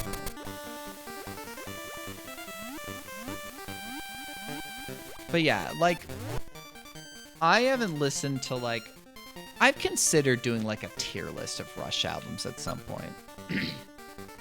Like, I haven't listened to self-titled in so long. They're blues rock songs. They're fine. It's okay. Fly By Night's pretty solid. You really have some proto-prog hard rock and some good prog stuff, and some of the same kind of blues rock stuff. Caress of Steel is hit or miss. Like, Fountains of Lamneth has some good parts, has some meh parts. The Necromancer is just too padded. It's too padded. There's some good sections there, but it's just the mixing's a little off. Maybe it's just the version I have. But like, it's just some of the like the fucking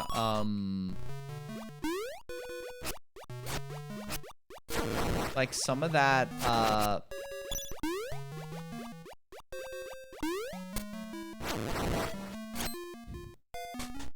like just some of the spoken word sections just don't overall work.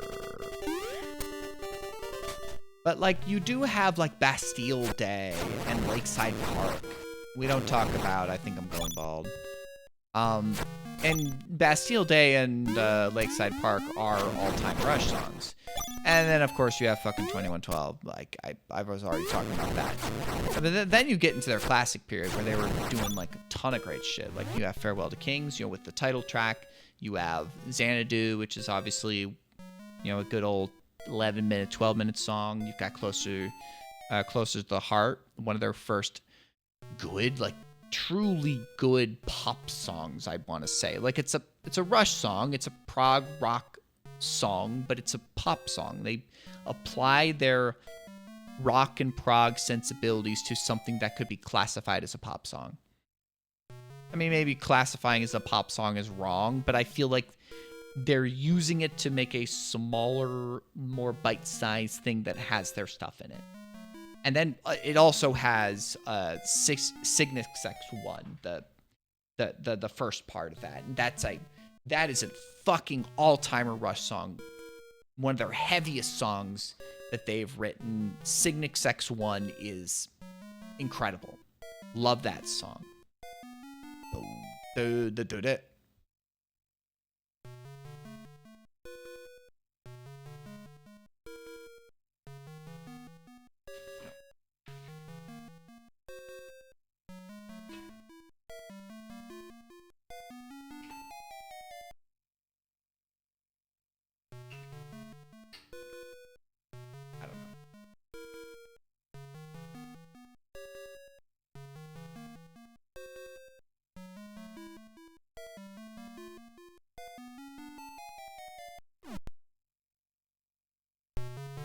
And then, of course, you got Hemispheres, which is, I think, one of their altogether just most solid albums. Because you've got the title track, the Hemispheres, 18-minute long song. I mean, what more can I say? It's just one of their most solid compositions. And then you've got Circumstances. You've got The Trees. And then you've got La Via Strangiato, which is, you know, one of their best instrumentals. You know, 9 minutes of pure technical Rush glory. I can't oversell La Via Strangiato enough, you know?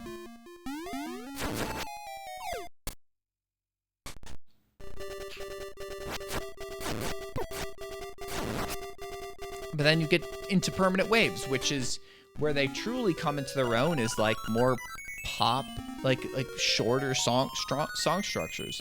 You get The Spirit of Radio, you get Free Will, you get Jacob's Ladder, which is slower, more atmospheric with some of their sound washes. You get Entre Nous, which is a really good, solid pop song, you know, solid song.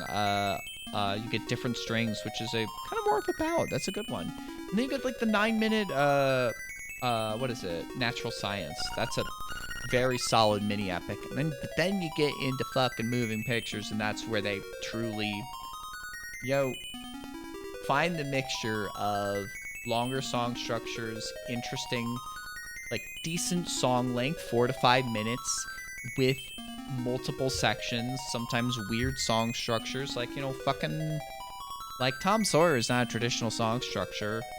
Red Barchetta is not a traditional song structure. Both of them are great. Limelight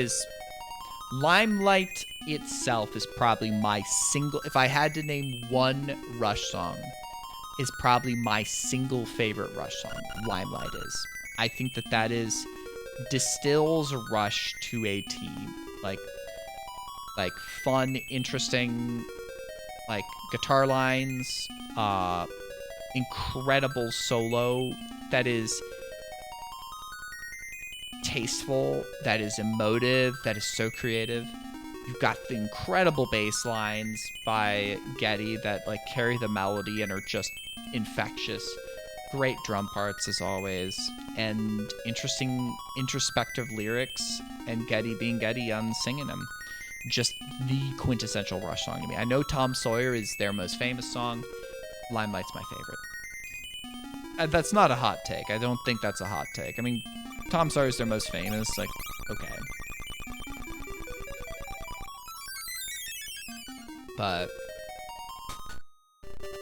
it's like that album also has, you know, YYZ, you know, wild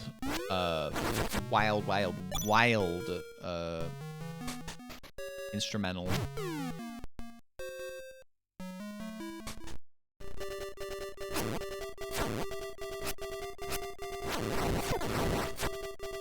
And then you got the Camera Eye, like 11 minutes. Okay, so that just goes there again.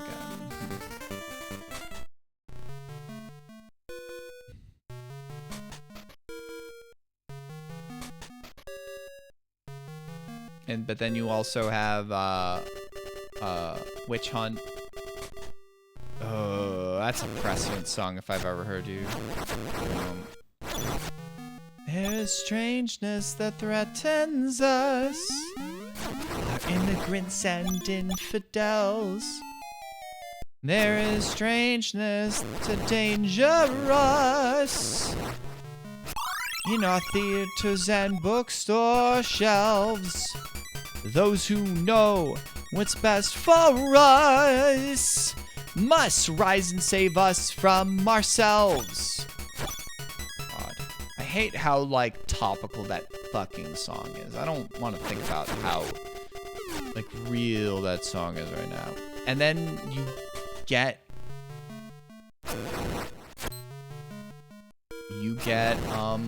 which I think is Vital Signs. Oh, I see. Vital Signs, I think, is the song that truly shows this is where Rush is going in the 80s.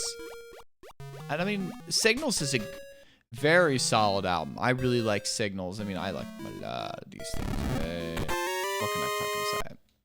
20 rupees. I do want, like...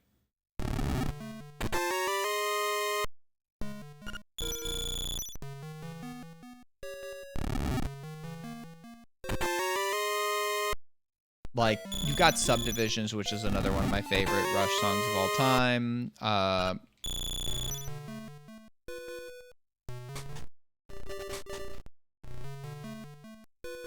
Oh, okay. So I missed that one. That's fine. But you've got a lot of good ones. You've got Digital Man, you've got Analog Kid, Losing It's incredible too. Oops.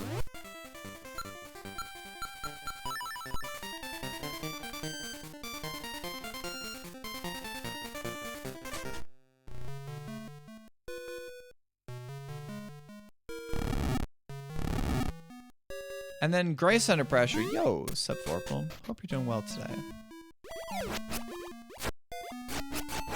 Like, Grace Under Pressure is a personal favorite. There's something about, like, the sonic quality of it, the kind of the cold 80s feel to it, with the synthesizers, with the bass, with the guitar lines. It is honestly one of my favorites. Like, Distant Early Warning is one of the all-timer Rush songs. Like, I don't think that's controversial. Red Sector A is haunting both in subject matter and in how it's just played. I like, what is that one? The Weapon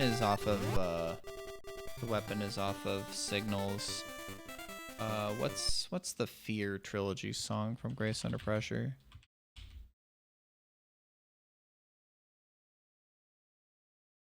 The Enemy Within. Yeah, love that one. I love the lyrics to that about fear. I love that song. It just, the melody is so fucking infectious.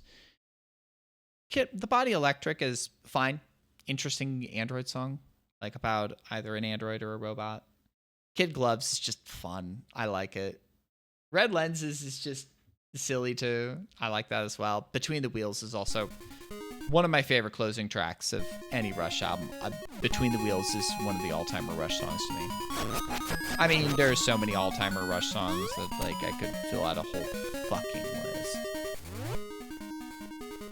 I'm not as fond of overall Power Windows and Hold Your Fire, though obviously, like, I love the Big Money. I love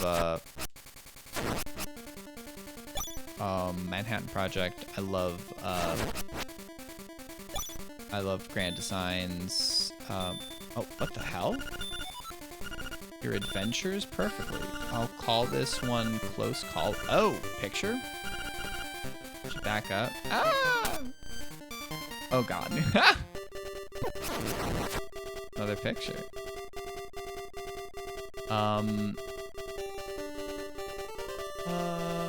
I don't love Middletown Dreams. It's the lyrics are kind of a rehash of Subdivisions, but just worse.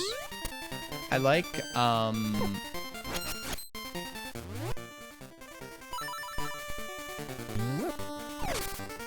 to the heart of the matter, right to the beautiful part. I'm doing like a Rush retrospective. I forget what that one is, but the last two tracks are good, interesting.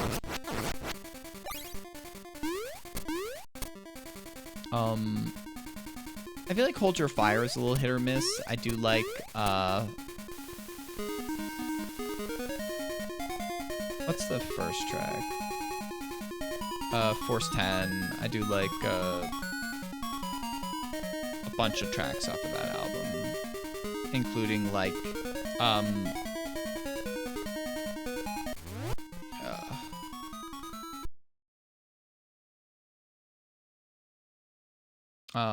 oh yeah, Time Stands Still's great. Prime Mover's incredible. Mission is an all-timer Rush song. Mission is incredible. One of the best Alex guitar solos. Some of the best lyrics that Neil has ever put pen to paper, and just some of the best delivery that Geddy has for lyrics like that. Taishan is kind of a low point. Turn the Page is really good though. And then you get back into like kind of the late 80s and 90s where they kind of start pushing away the keyboards and starting kind of getting back to at least a little more straightforward rock.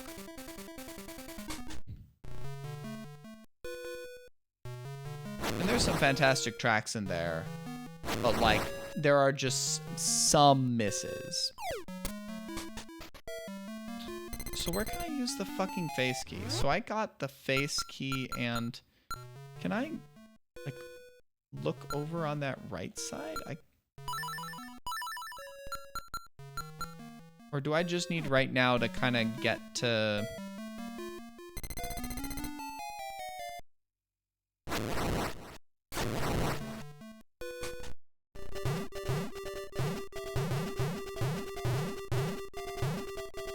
Because I need 300 rupees in order to... Bounce, bounce, bounce, bounce, bounce, bounce, bounce, bounce.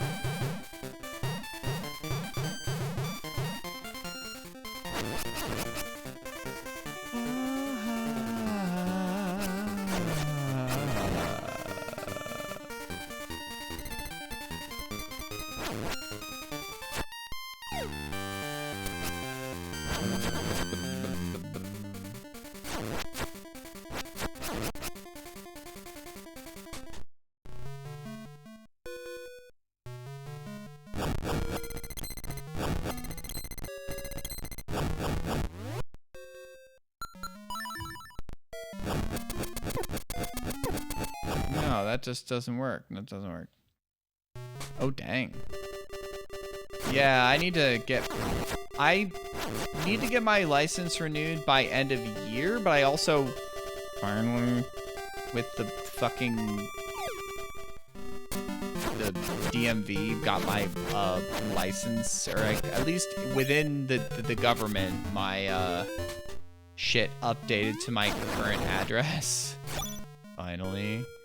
It's one of those things where it's just like, I don't know how to do this. I am not a very good adult. And I finally did it with, like, the Secretary of State. And so it's like, but I need to get my license updated by end of year. So it's like, do I need to, should I get an updated license with my updated address? Or can I do that and renew it at the same time? I don't know.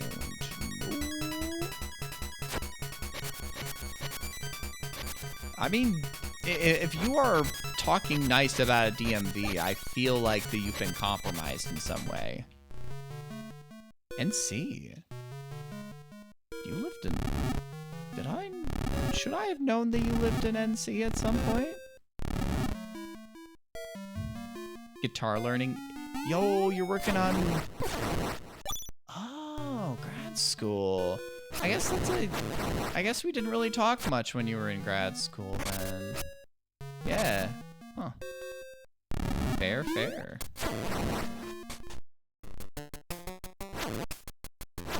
Well, I'm glad that you're still working on guitar. Fuck yeah.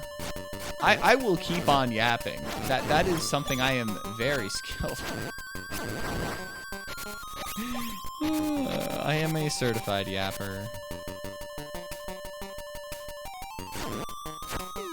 And obviously, I'd never lived long enough in Michigan to ever get anything updated.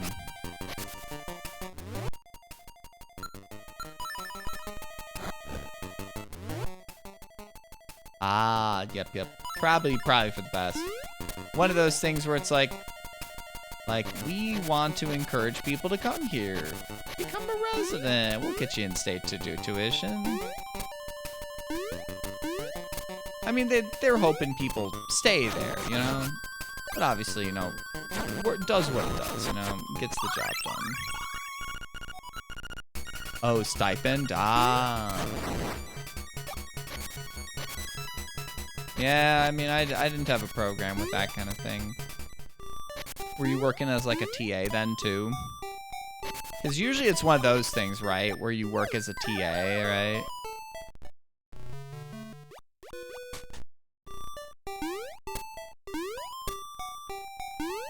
Because, like, my program was not one where the students, I don't think, at least usually worked as TAs, right?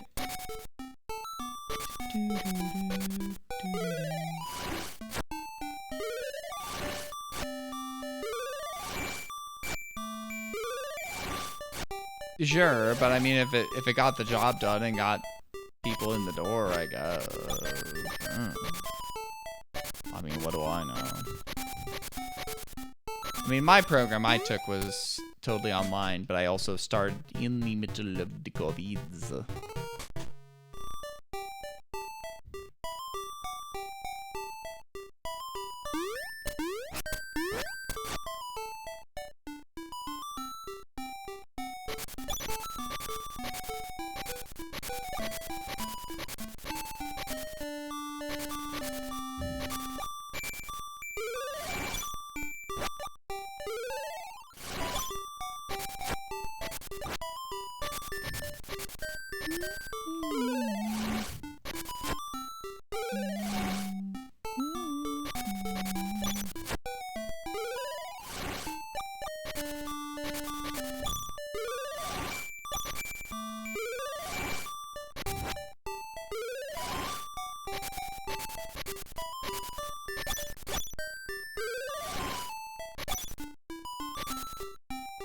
I just want to get to 300 now.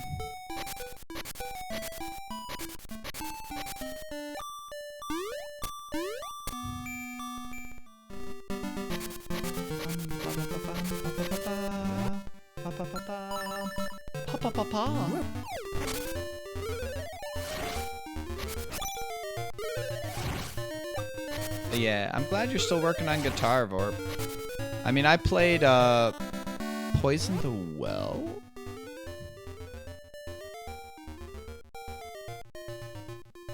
I don't believe so.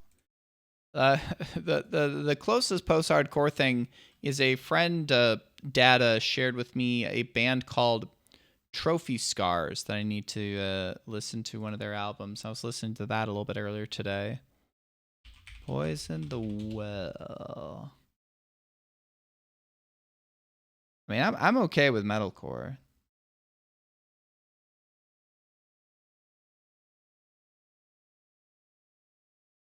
Interesting.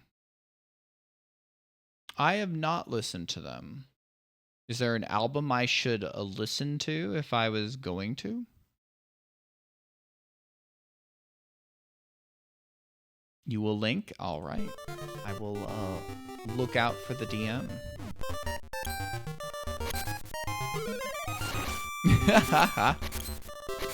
I mean, like, it's a good Converge album, and it's also like I honestly should listen to, you know, more, you know, Converge, like more of like their classic, like other classic stuff. I mean, like not just like you know, not just Jane Doe.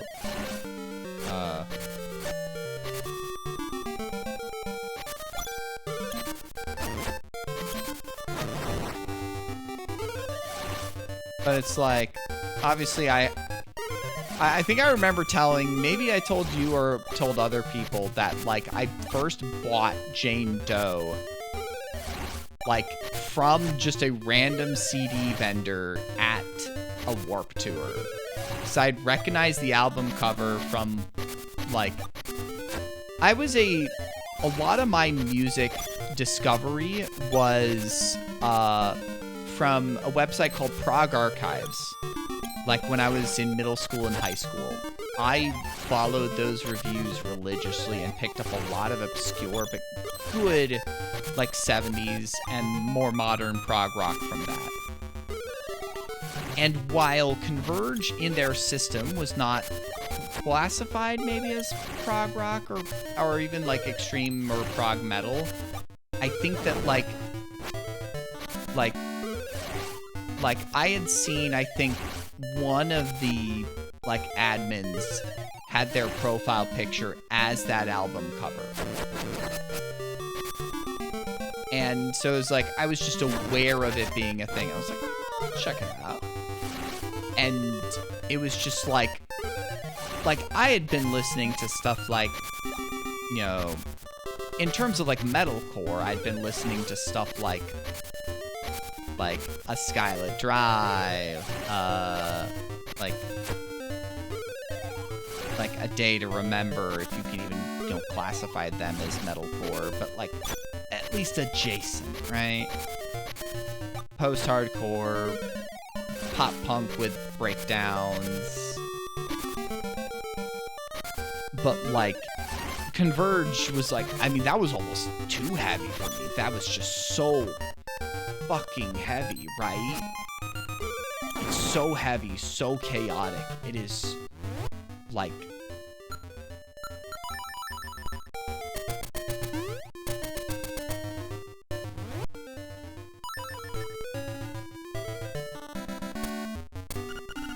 oh god, I do need to do this, don't I? I need to do this again because I need 300 rupees. Fuck.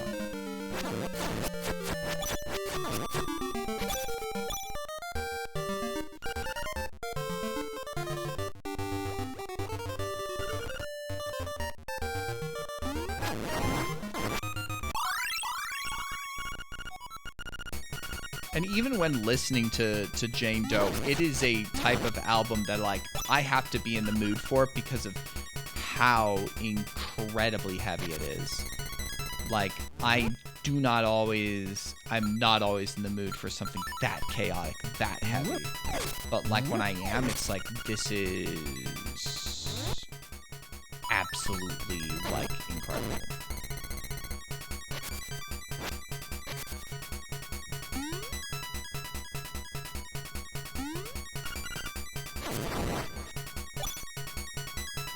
It's incredible. Like I like just it's one of those things where like I listen to those riffs, I listen to that shit, and I'm like it makes me wonder like how this shit is like put together, right? Like, how do you make riffs like this? How do you conceive of this kind of stuff? Like, because that takes an incredible amount of creativity to do that shit. Like, God, yeah.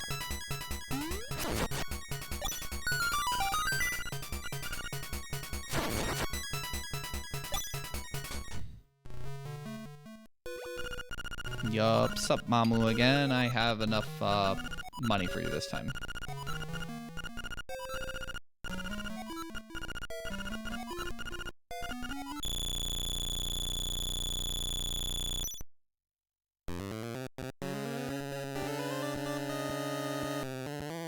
Morning, Vix. How did dispatch go?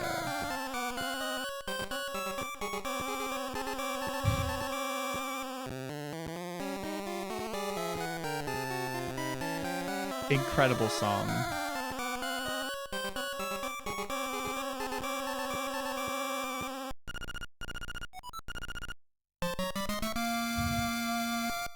Truly a dance-worthy song. Very moving tune. It can even enliven unliving things.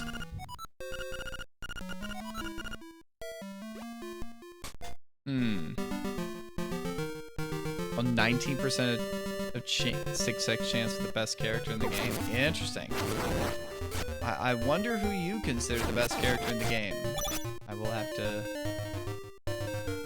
It seems interesting. I've gotta check it out at some point. Who knows if it'll be a stream game or a non-stream game for me. I have so many. It's interesting how they give you like percentages for that stuff. Like players picked this shit, you know? Just interesting.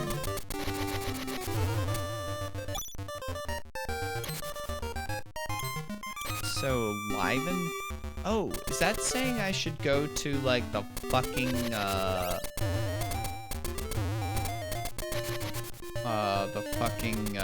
desert?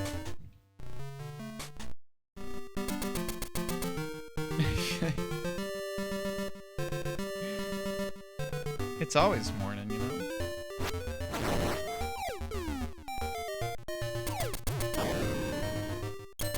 it's like always 5 o'clock somewhere? It's always morning somewhere.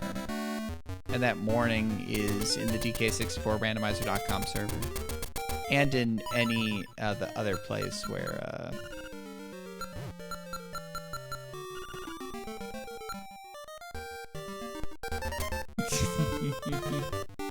That's true. 5 a.m. somewhere. That's true. I am the one who brought it up the first time. Oh, do you mean like your vehicle stickers? Because you said vehicle tabs, and or you said you like renew your tabs, and I was like, I don't know what you were referring to.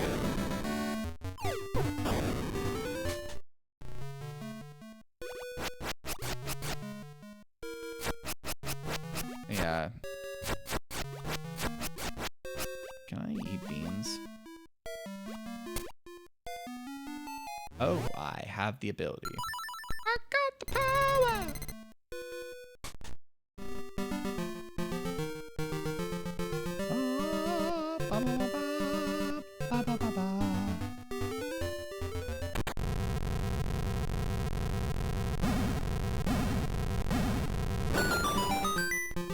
Is this 6 or I'm not finishing that. It is 6. Okay, face shrine. Ooh. Vorpal likes this dungeon. Stamp of approval.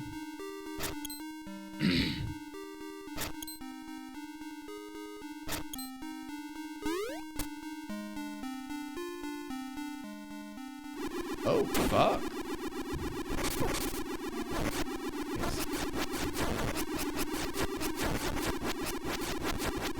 Damn. Dude, I got 2 stamps of approval. I mean that's just wild to hear it from Vorp and Tudos. Oh yeah. You two are people who I'm like I've mentioned this to both of you, maybe not to you two, Dose, but I've mentioned this to Vorpal, where I wonder if you two have crossed paths at some point. Vorpal is like my oldest school speedrunning friend I have. Like the oldest school speedrunning friend I have. Like, I did not know this about Vorp, but he was at the OG CGDQ. You ran Super Metroid at that, right? But people do know Vorp for being one of the old gods of Super Meat Boy. I guess if I say old, that's probably more bad connotation to you. I'm sorry. You are still quite young in spirit, Vorp.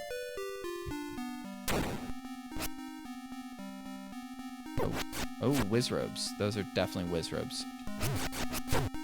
Ow.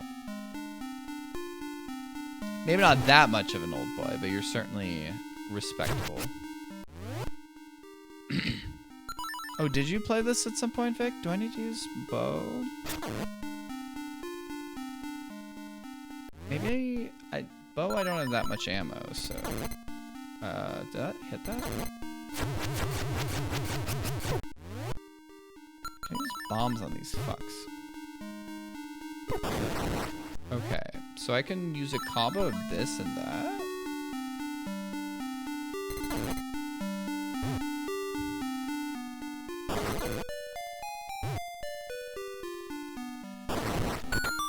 I mean, I didn't even know that Vorp was that much of an old boy. Like, I met him at SGDQ because of Meat Boy stuff and other stuff. Or SGDQ 2017, did I say that right? I mean, I'm to the point where just a friend's a friend, you know? Though Vorpal was, I will say, was one of the first, like, people that was like, oh, this is someone that's, like, people know, and that's cool.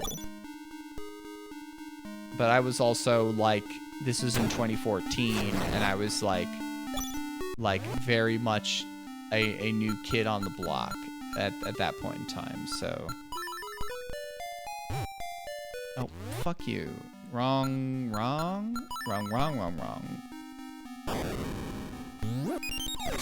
Okay, well, good thing I replaced the bomb I picked up.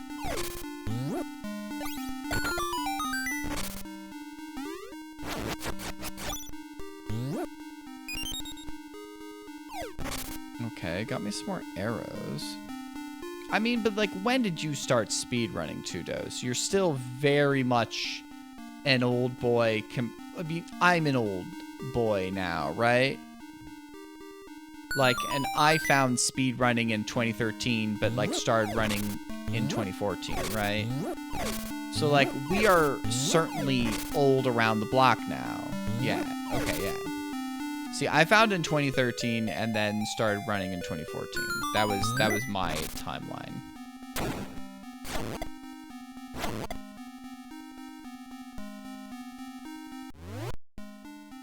Was Pi like that big of a figure back then? Today? That's impressive. Welcome to speedrunning, Vix. Enjoy your stay.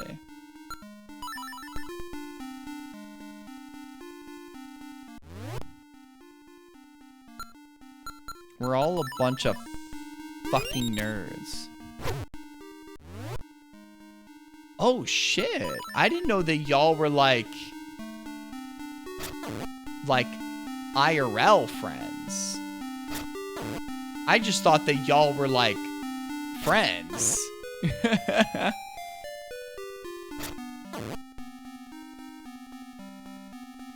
I mean, I knew like Pi was, you know, like a major figure in like a couple different speedrunning scenes, right? And I thought that that's why you knew Pi. I didn't realize that y'all were like IRL friends, like not just gaming friends. Because like, you know, Visor here, he's a college friend. And like Navi, she's a college friend. Like, they're friends I made IRL before, you know, like, you know, gaming, right? So it's like that. I understand that's a different fucking thing.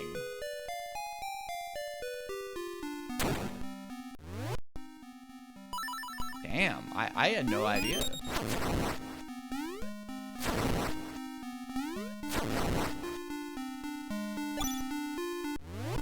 I do know.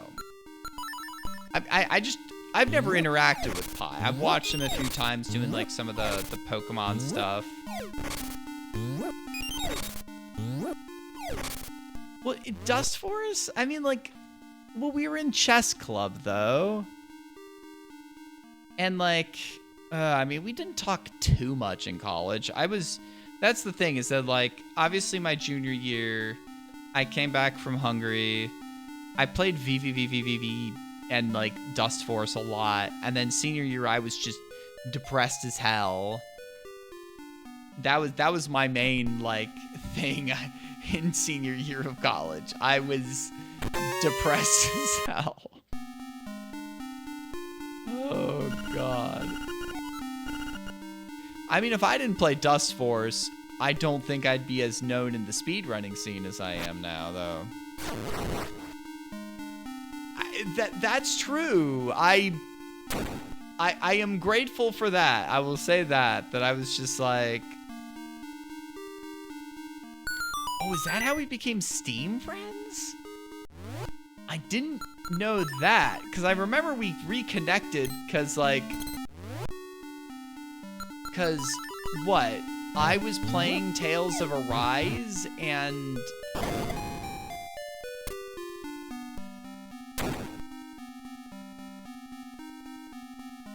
something like that, maybe.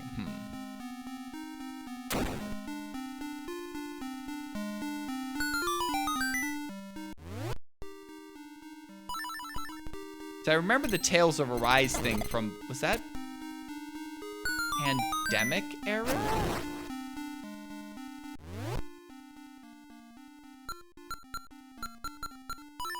I feel so.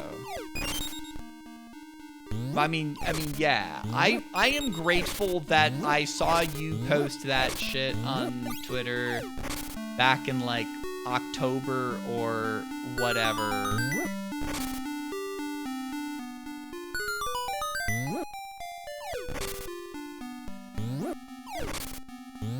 Link to the Past speedruns when? Not likely. Slip, how you doing? Okay.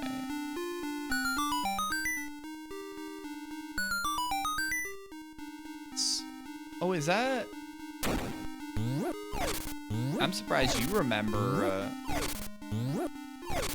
Yeah, that's a lot of things. I wish I was rich too. I have enough, you know. I at least have enough to be comfortable, you know. Oh, do I need to?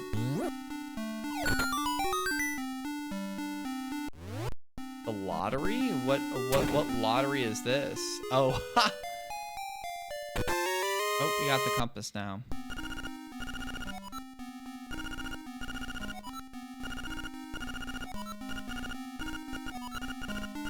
Yeah, I've never been a lottery player. I don't remember if I've ever bought a ticket.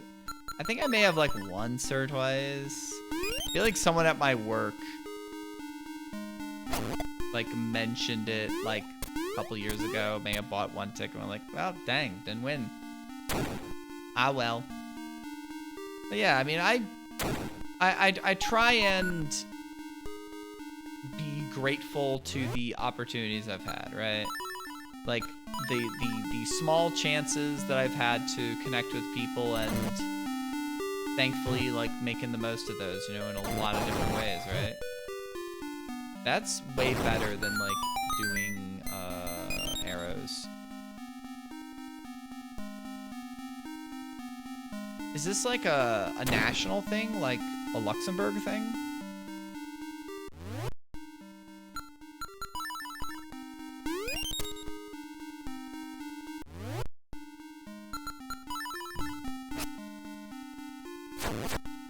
Oh, it's like just a generic EU thing. I do it. Ow. Eat beans, why don't you?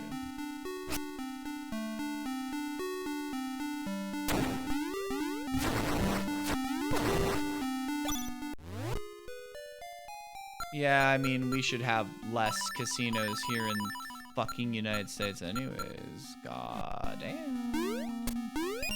I don't know if anybody here does any sports betting. I am grateful I don't. I just don't think it's a good thing.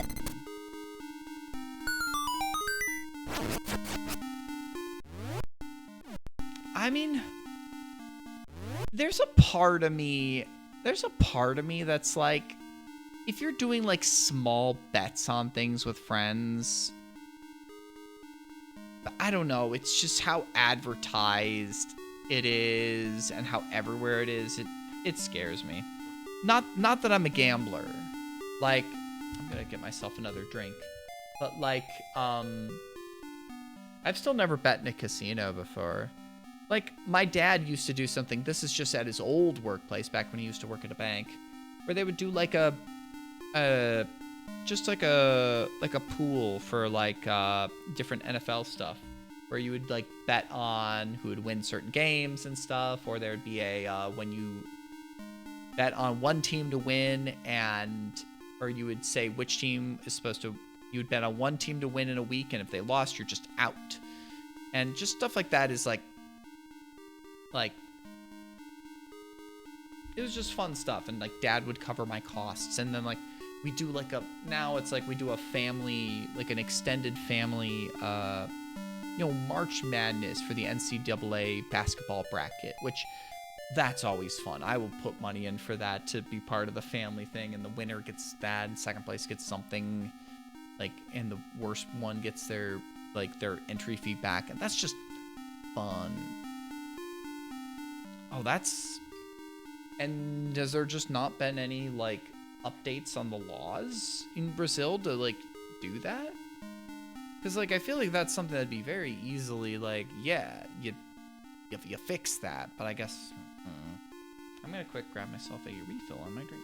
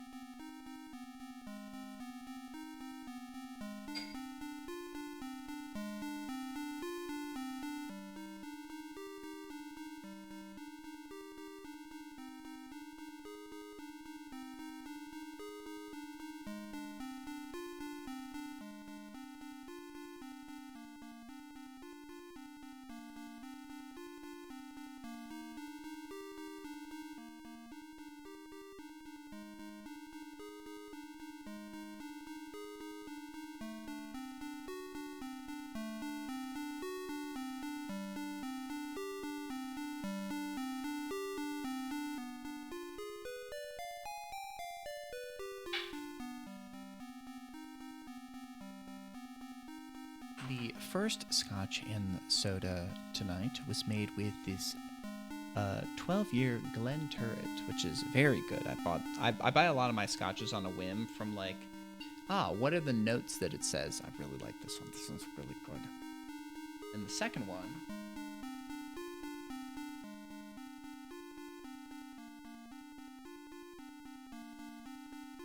being made with this Dalmore 12 year. This one is pretty good. The other one's really good, you know? But like, this one's pretty good, you know? Got this one on sale.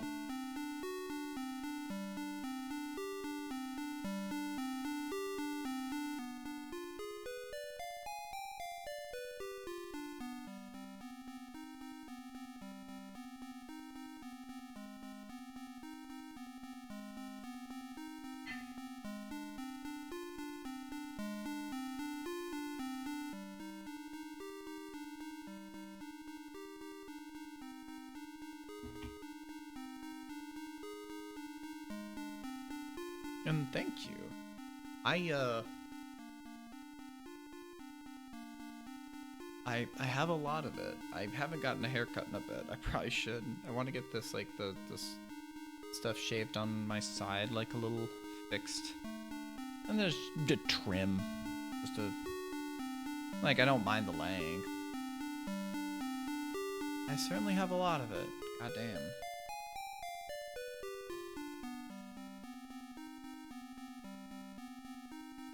Oh, did I not take the other one off?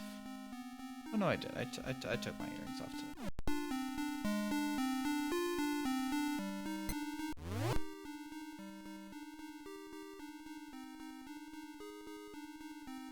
Yeah, I mean, I don't know, like how much stuff is like, how much is stuff like dependent on like EU laws and how much is based on like local municipality. I feel like is too small for what we're talking about, but like local government law.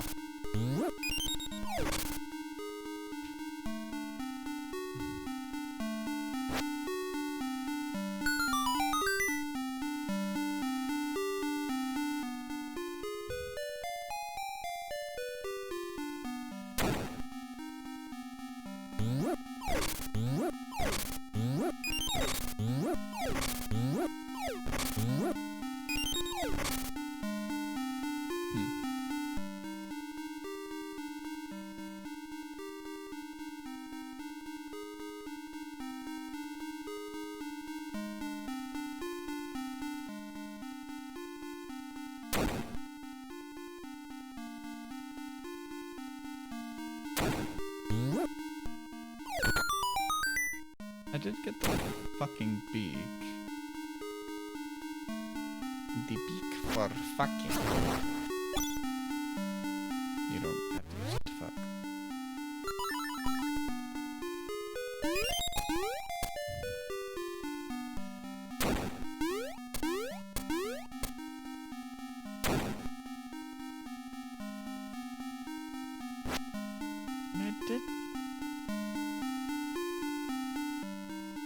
I mean, I got something here, but then how do I properly get out?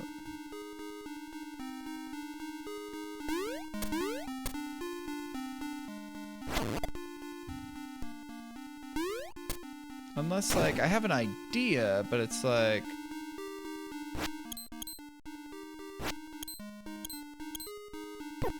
Beans? Ow. Can I actually...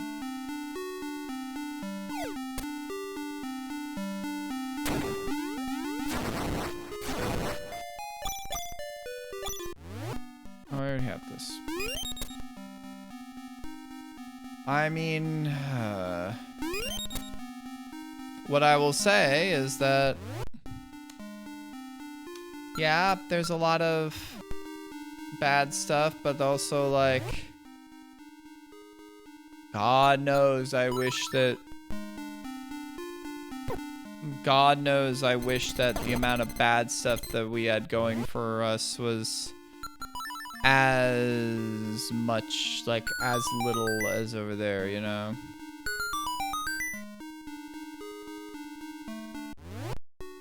Maybe not as little, but like, you know...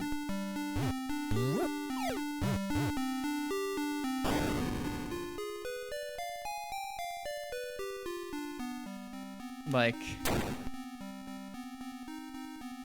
I know that it's like we're talking about like very different scales here, but it just feels like, is there any single thing that our government's doing right now that's not awful? But I mean, we don't want to necessarily talk about politics here. But I mean, we're obviously, everyone here knows where I stand and knows, I think, where this stuff stands here.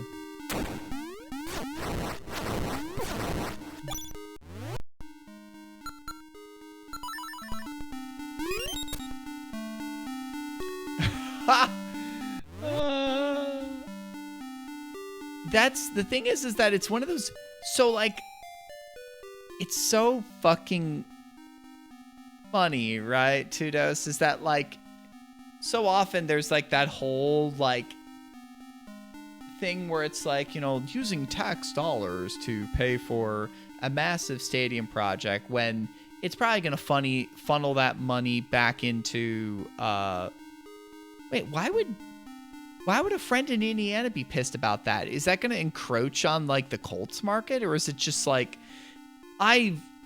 it's dumb negotiation, but like if the Bears move to, yeah, exactly, that's the fucking thing, right? That's the thing, is that like, oh God, they're gonna have to use the taxpayer dollars to pay for this stuff. You're a fucking billion-dollar, multi-billion-dollar probably like organization that gets to like reap the benefits of taxpayer dollars to pay for this development. It's bullshit. I mean, but the thing is that like, it would also be embarrassing for the Bears to move out of fucking Illinois and the Chicagoland area. If they move to Arlington Heights, whatever. It's still in the Chicagoland area. It'd just be, I don't know, embarrassing? I don't know. Do they really not make that much profit? But we're talking about what scale of profit here, right? What scale of profit are we truly talking about? Is it?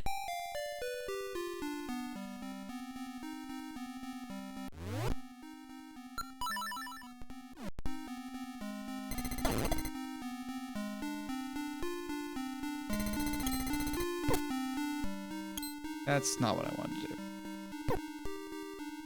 do. I mean, fair, yes. But, like, I mean, Gary / what is it, Hammond that I saw was the latest city that was putting in a bid.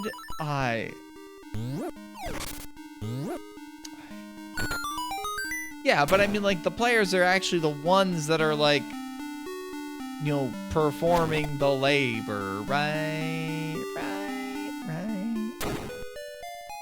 They're the ones who get, you know, put their bodies on the line for all this.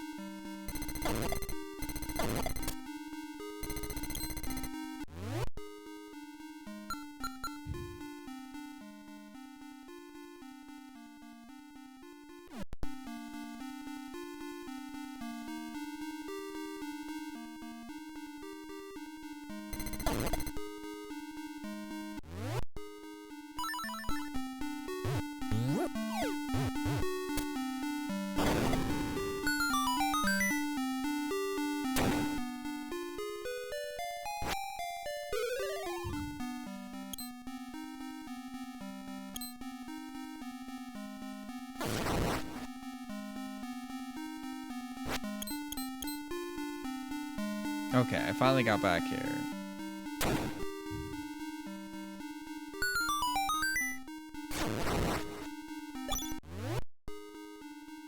We'll do something. Well, that is true. It is owned by the Chicago Park District, right? I mean, I don't know. It's one of those things where it's just like, I really don't know, right?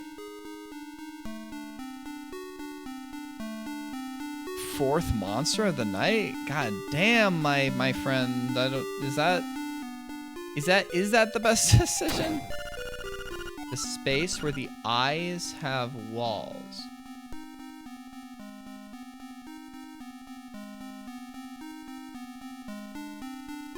Well, it's the issue there is that like paying property tax, right?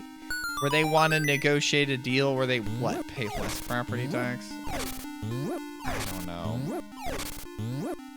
But then that's the thing, is that right? Is that like the people in Indiana then could be footing the like, you know, the cost for, you know, for this stuff, and like they don't want to do that, right? And obviously that's kind of part of the point of like why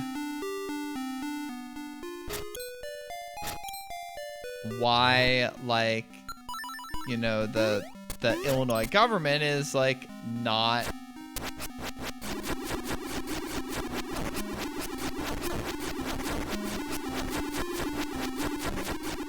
like going for it at the moment. I mean, I don't think it'd be very convenient for like obviously there's going to be some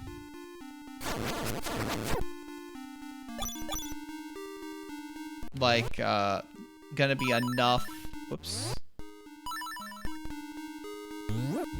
like at least some public transit that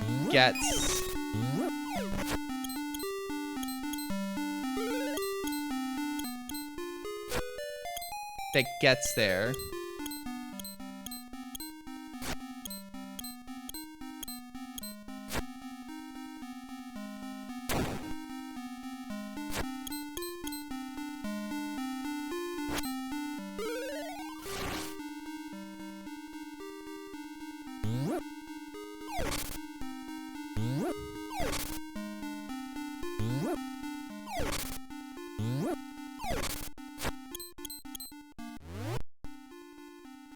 I mean, it's one of those things, is obviously they bought that, it was, what was it called again? It was like a racetrack, right? I remember my parents talking about it, just mentioning it, right? Yeah, yeah.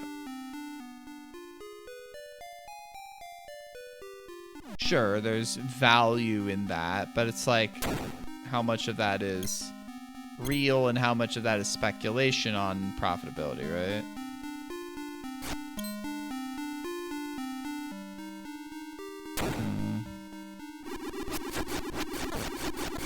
Well, I hope that you can get some alright sleep whenever you attempt to.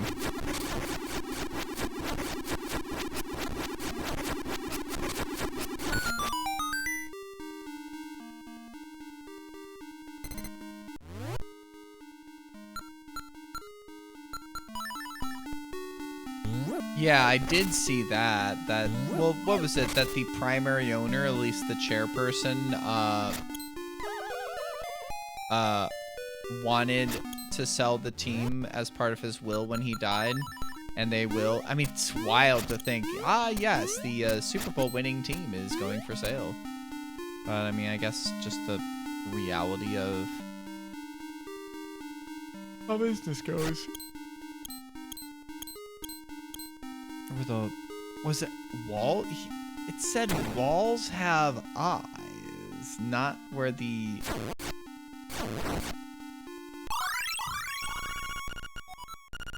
Yeah.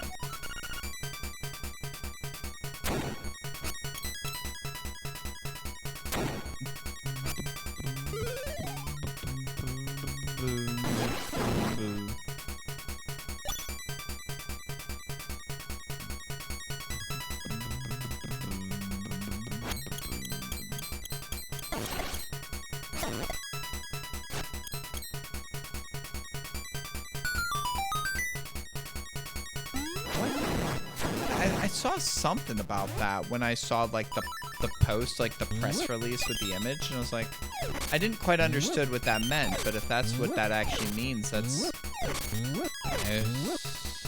I'll take that.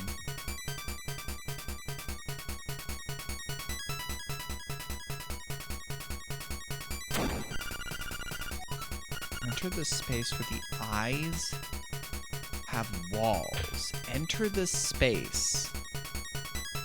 I think I know where that is now, if I think about it.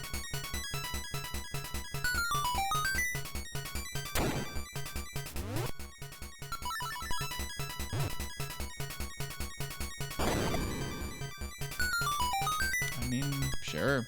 I mean, who knows, like, how much of the else of the family's value, like, whatever else of, like, the estate is high worth in other ways. Not... Truly not my concern. We're talking about generational wealth that, like, is incomprehensible, right? To the regular person, right?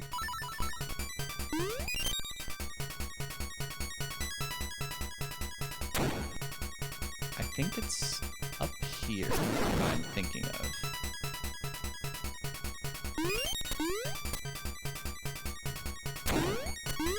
Where the eyes have walls.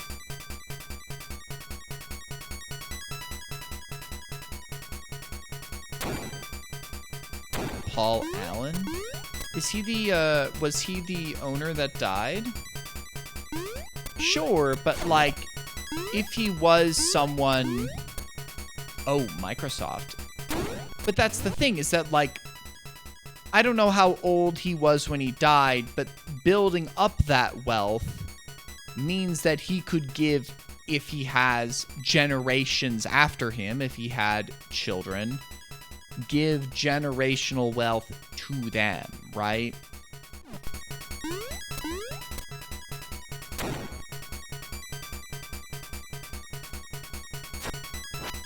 I guess that's maybe more so what I mean. I mean, not that, like,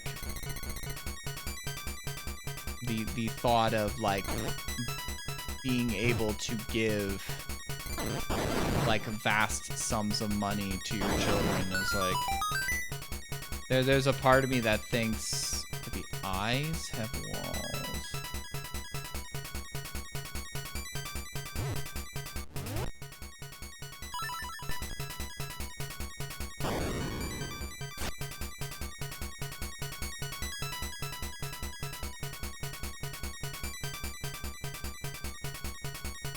Space where the eyes have walls.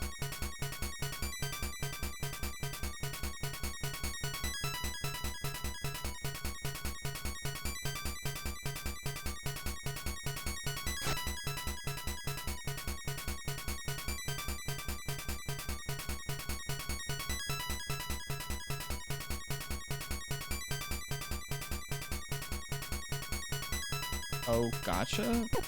What are you saying gotcha about? Are you wondering why I'm repeating that? That's like the one hint I've been given about, like, stuff, so it's... Oh gosh, that's... I mean, we're probably talking about tens of thousands of years old. I mean, maybe even more. Yeah, so even if, like, he did not come from wealth, I mean that his wealth could become the wealth of his future generations, right? More so. To be able to bestow...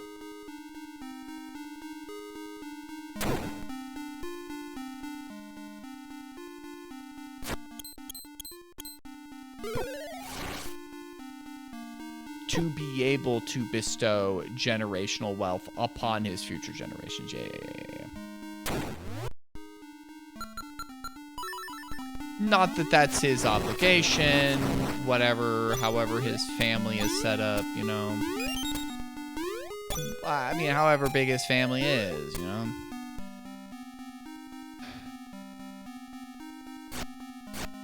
What am I missing? That just reminded me. Really old copper tools. Oh gosh. I didn't even know when smelting became a fucking thing.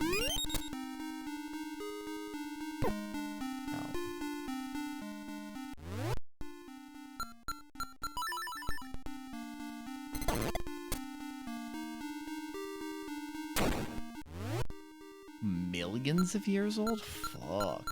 Were those even Homo sapiens at that point? Or was that like Homo erectus?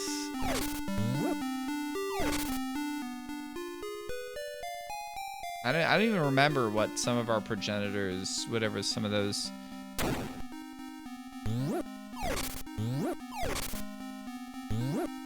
No. What do you mean? I don't know what how far back.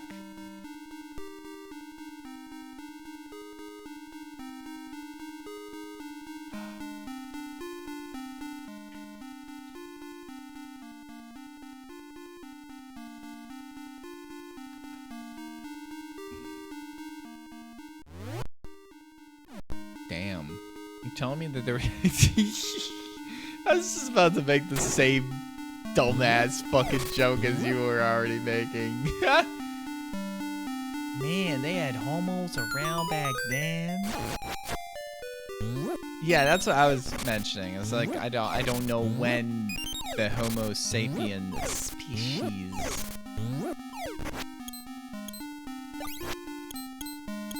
Yeah, I don't know what's before. I know Homo erectus was one.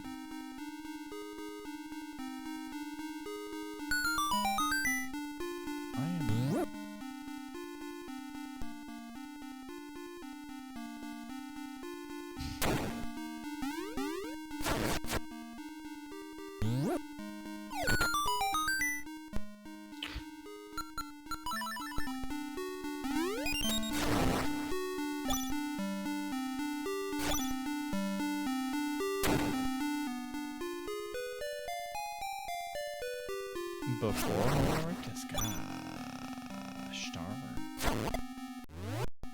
Do I have enough bombs? I do have enough bombs. Fuck.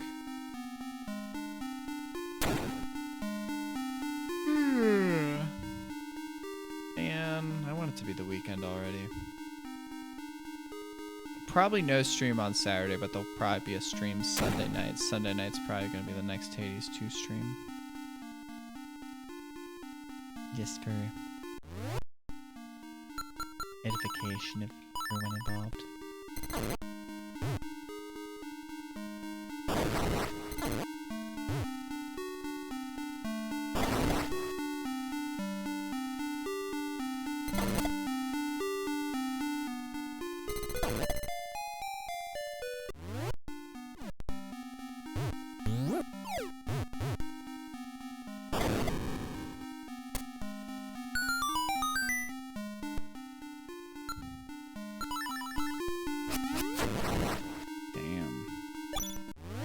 I mean, clearly our old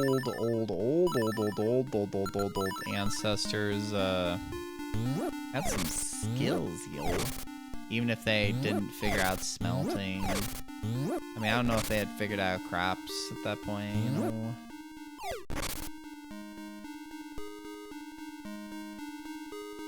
Or it tries to write from like a outside perspective. Where the eyes have walls. No, not like that.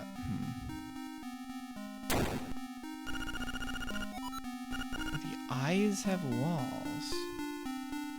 I still am not.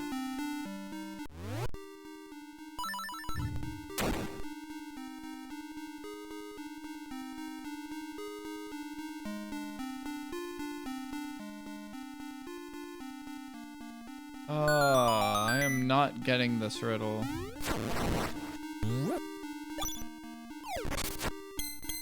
Oh, hi.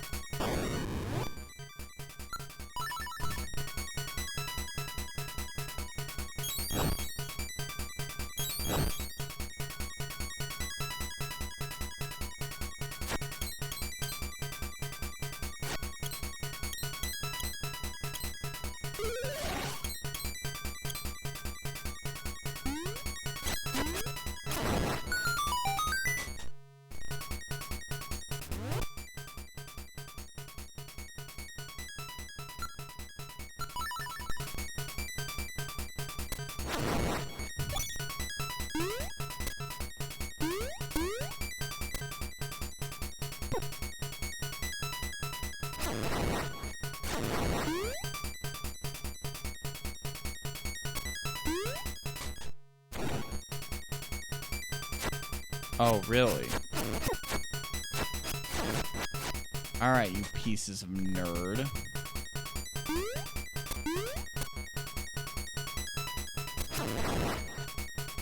Oh, my beans.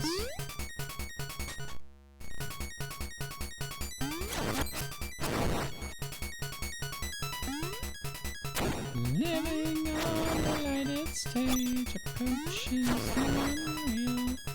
For those who think and feel, in touch with some reality beyond the gilded cage.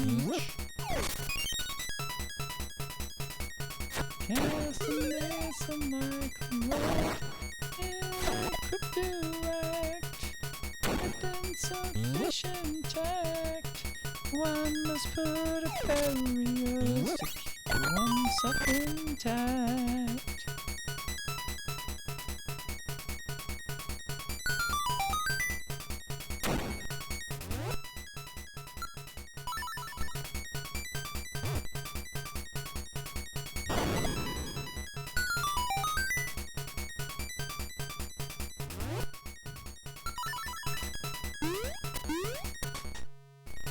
I've been making like a pace of like 2 dungeons per stream. I don't know if that's like a good pace, but it's an pace, you know? It is very pacious, you know? I am pacing.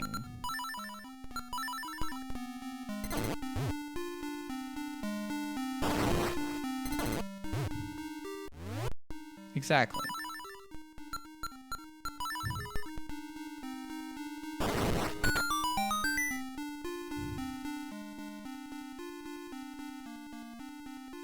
What are you? A more powerful bracelet. Now you can almost lift a whale. Now I want to sing Gojira. Whirl! God.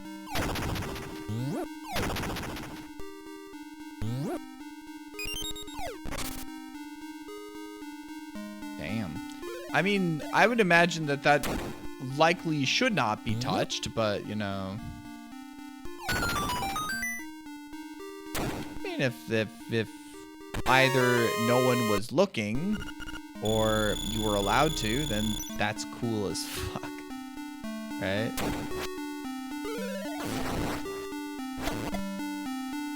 One or the other. I don't know why I picked that up. Yeah. It's one of those things where it's just like,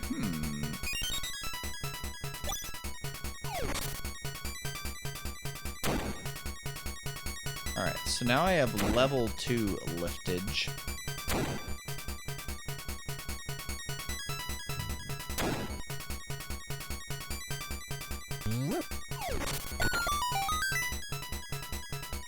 Okay, so you did have to wear gloves. That's interesting. Because I was imagining, like, obviously that this is such that, you know, like, we're talking about, like, you know, obviously, like oil. Oh, okay. So you wouldn't have been able to, like, normally, but, like, you were actually, like, a worker. Okay, that makes a little more sense. Because usually, like, for exhibits, they would not, you know, let you touch something like that. I was like, damn. Maybe museums in Europe are more cooler than I expected. Good.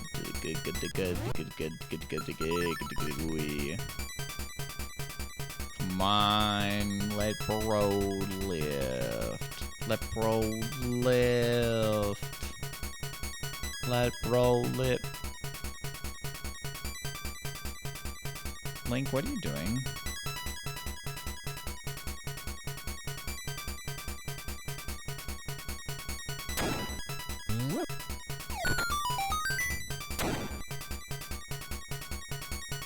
I think I need to...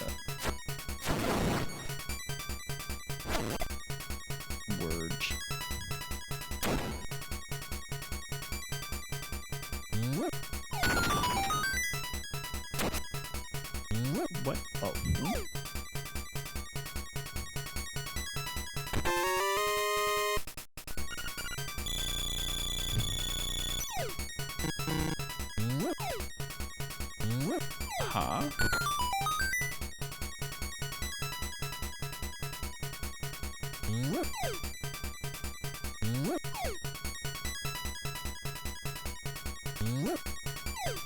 Why do we have knights all of a sudden? Where? Huh?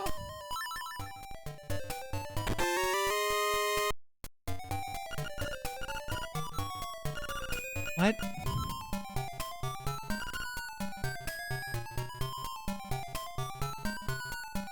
We're just out of the dungeon getting a... Yeah, okay, yeah, sure, yep, okay, cool. I did not see that these were, like, knights. Like chess pieces. Huh?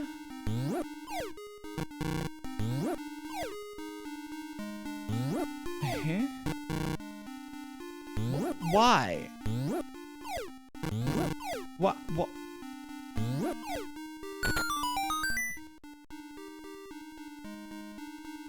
Oh, where? Hobie? Blah?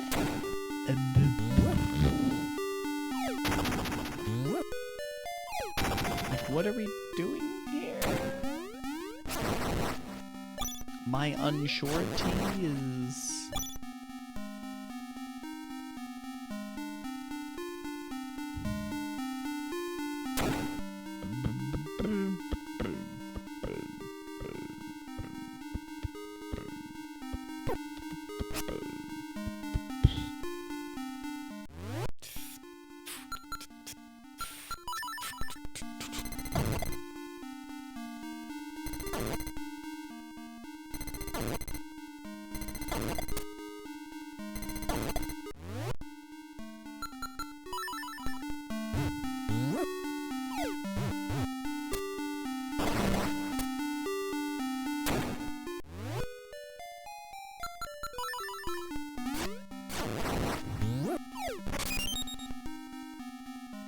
Beans.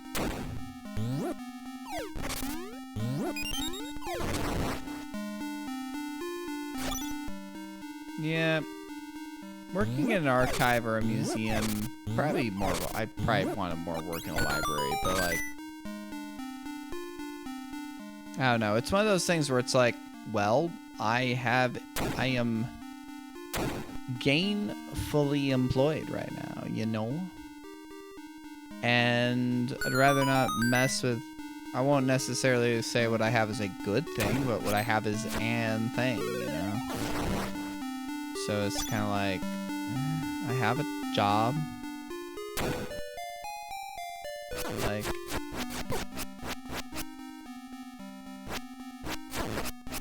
I have a job that pays me okay, and could certainly be a whole lot worse, it could be so much worse. Do you know how much worse my life could be? But it's quite okay. You know what I say? It certainly could be so much shittier. It could be so much badly. If my life were much more shatly. But it's quite okay. It's quite okay. It's quite okay.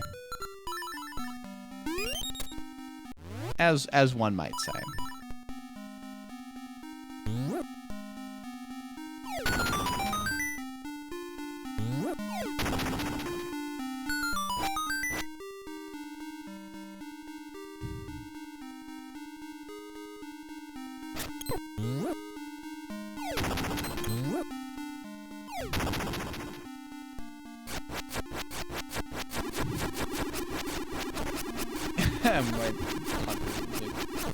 I mean, I just need to play roots and fifths on my bass, and I don't know what a devil's toenail is. Is it like an ingrown toenail? Like, is it one that's like growing into your skin?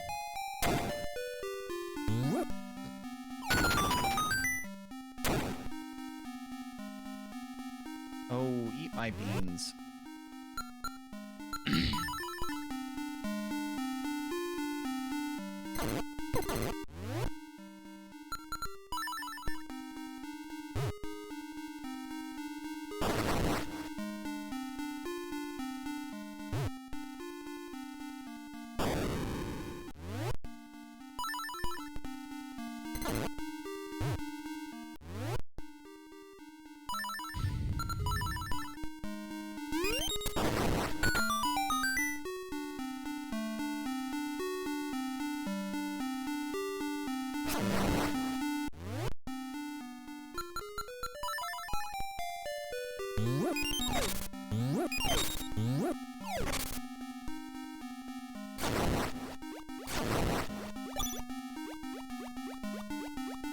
Seashell from Jura.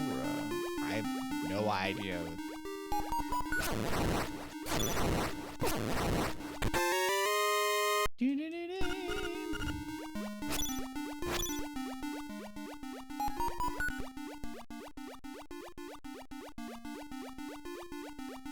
That's why I've got and key.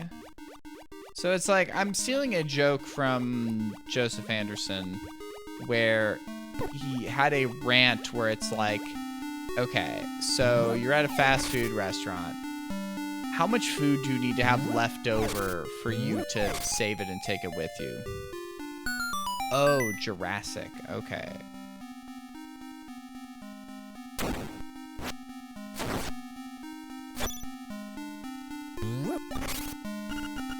Hop on top of the crystals to move for it. Wait, could I have done this all before? No.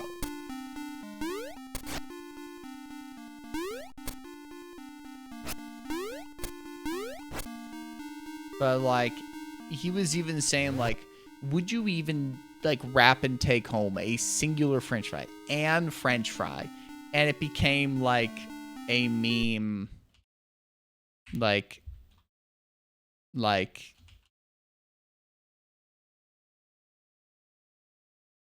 in his chat where, obviously, Joseph Anderson has so many, different, like, Chans, personified Chans that get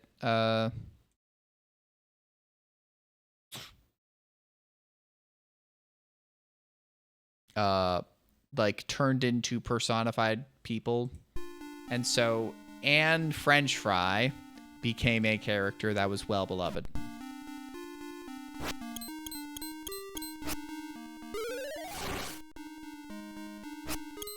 Jura, okay.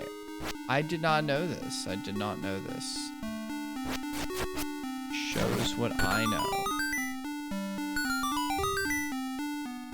I didn't know that the Jura were an actual, like, ancient, mountain range. Dang. They weren't touching back then? Prudes. What? Such a stupid joke. Sorry. Who knew I had a bad sense of humor? No one could have foreseen this. No one at all could have understood that I have a quite silly and poor sense of humor. No one could have foreseen this at all, ever.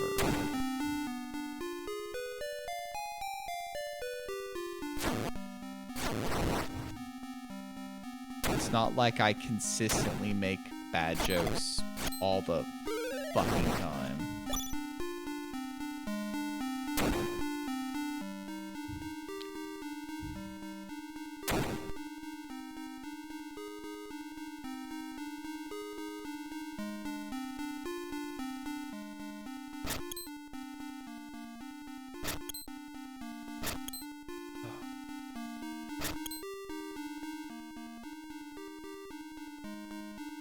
Yeah, I know that that's like a thing in like a lot of different like landlocked countries now where you find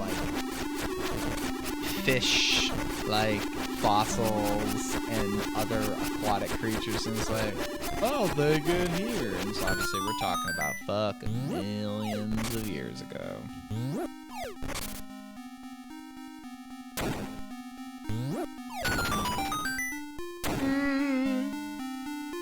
Oh, these fuckers come back to life.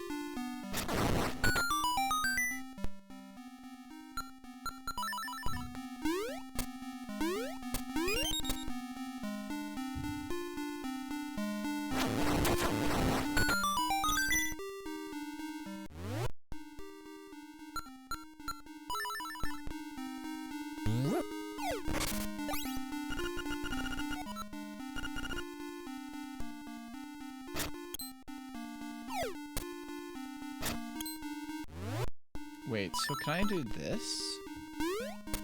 Ah, I can do that.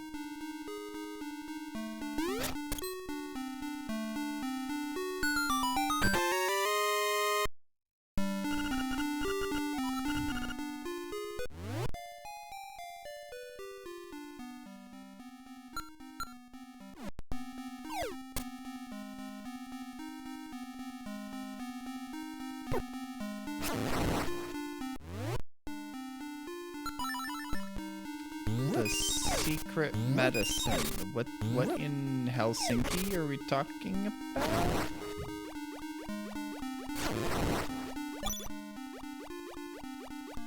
I mean, Florida's also Florida. There are some cool people that live in Florida, don't get me wrong, but also if Florida went underwater, you know.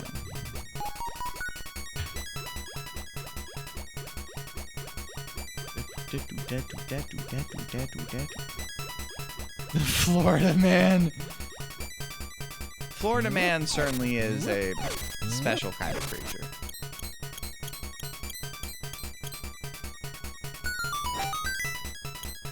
I cannot deny, and oops. Oh, whoops, that disconnect sound.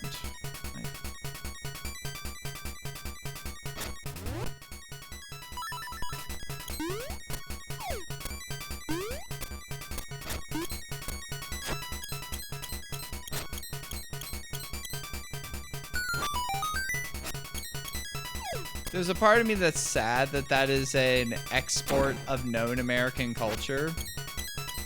But that there's also a part of me that's like, well, if y'all knew us for something, at least it's something as incredibly silly as Florida Man.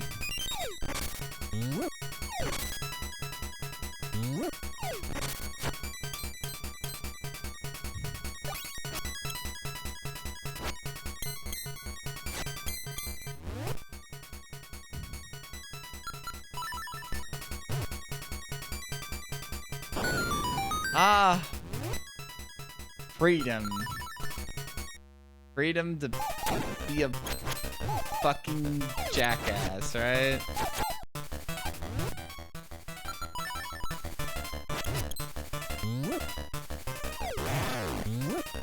Freedom to be a fucking weirdo.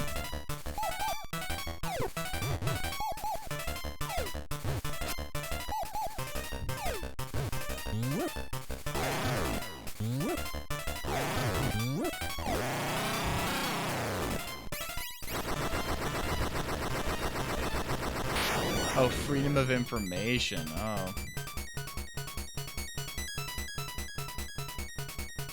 I guess.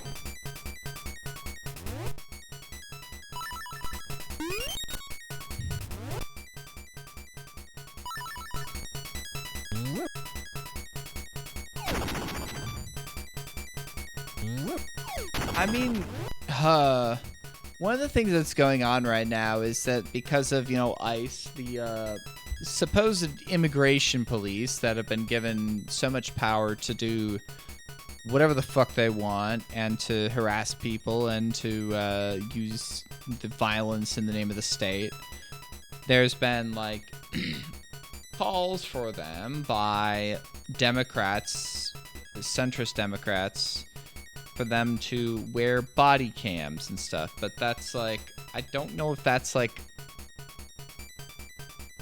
yes. But the thing is that at this point, right, even when ICE agents, like, commit violence against people who have no just cause to be committed violence against, them having, like, stuff on camera is only going to be used against people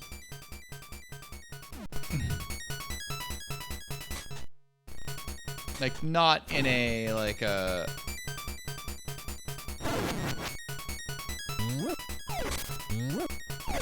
Wait, what? Huh? Wait, what the fuck?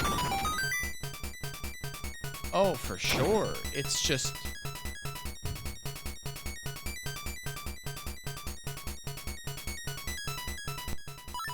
It's just... I mean, seeing the bravery of the Minnesotan people is honestly inspiring to me, right? Like, legitimately inspiring.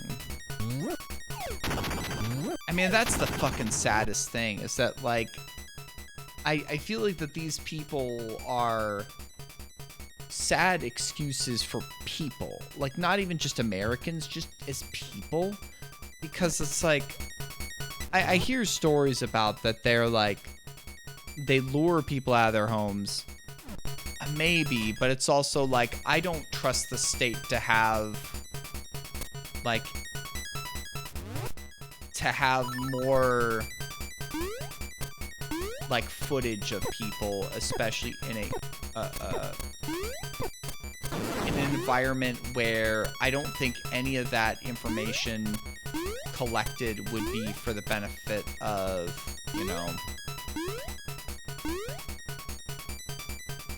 like, the actual Americans that care about this country and,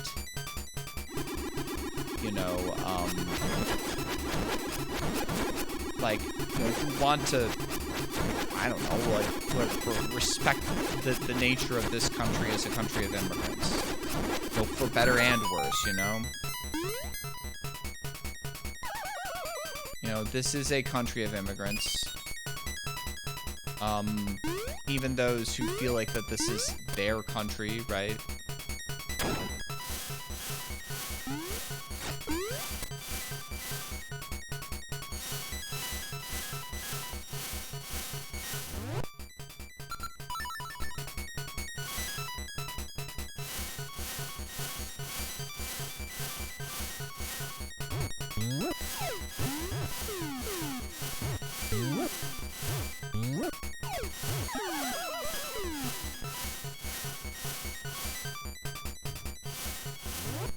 Can I just shoot it?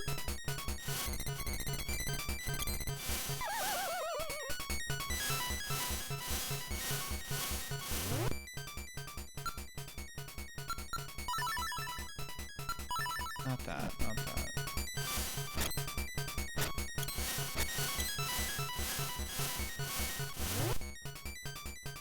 Well, the problem is right now is that, like, the problem is right now is that none of these people are being held accountable for their crimes because the government is completely compromised. And it's... Oh...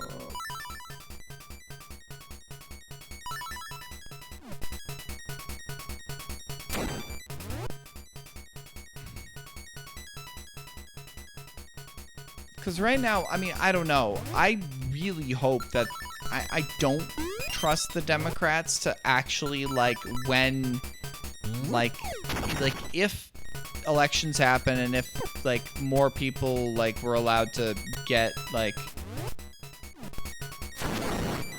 mean, that's the thing, is that, like, right-wing stuff is on the rise across the world, and it does not make me happy to hear all that, you know? Obviously, it's, like, we have no right to, like, comment on any of it, because, like, a lot of it's nice and homegrown. Good shit, America.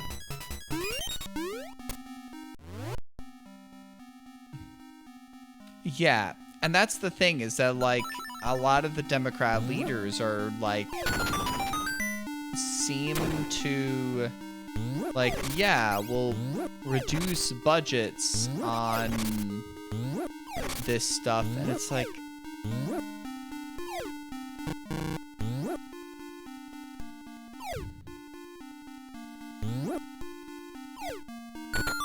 I do not, like, it's just, it's fucked. It's fucked.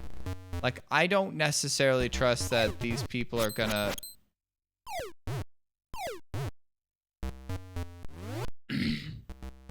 You mean, like, the, like, how the different systems of government work? I mean, I hear shit about the UK that's not great either. About how they're defining trans people, about...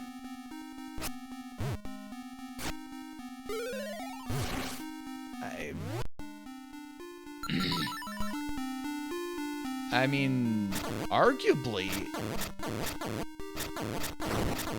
the UK is probably more transphobic than the United States. It's not great.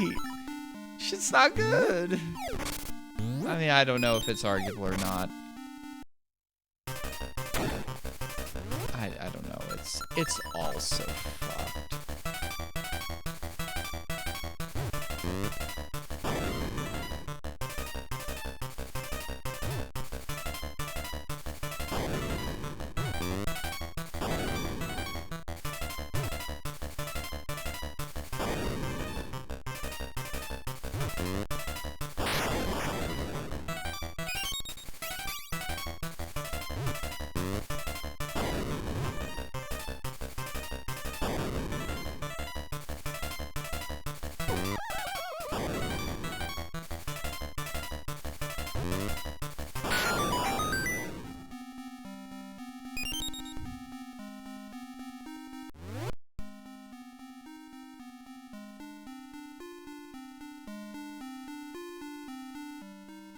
Luke Frieden. I don't know what's I mean, I don't know.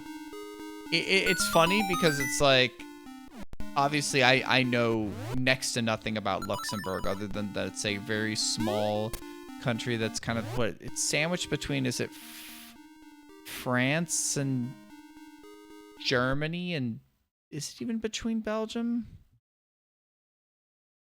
Like, where are y'all? Y'all are oh yeah, no. I was right. France, Germany, and Belgium. I was right. I know where y'all are.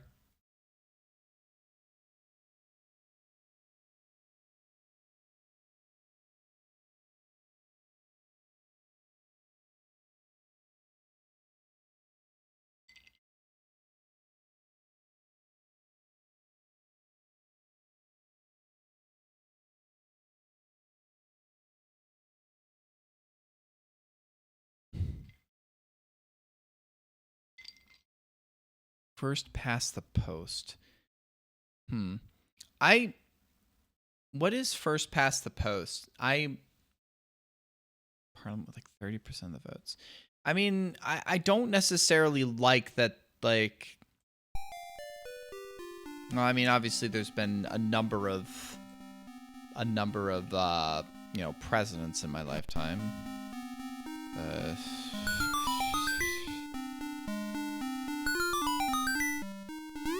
Oh no. I don't know if there's gonna be reform. I want there to be a fucking... I don't know if a revolution is what we need, but it's like...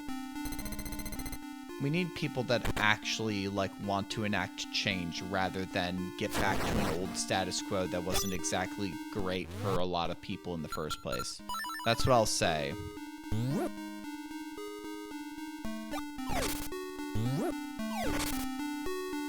I mean, we're talking about politicians, you know?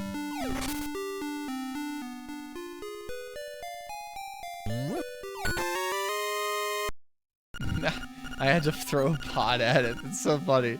I was like, I gotta probably throw a pot at this shit, you know?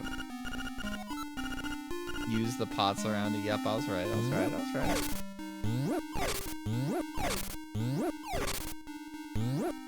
Yeah, that's what our system is. It's our system is very bad. But the problem is that like also like the way that the two-party system worked in the first place is that like, well,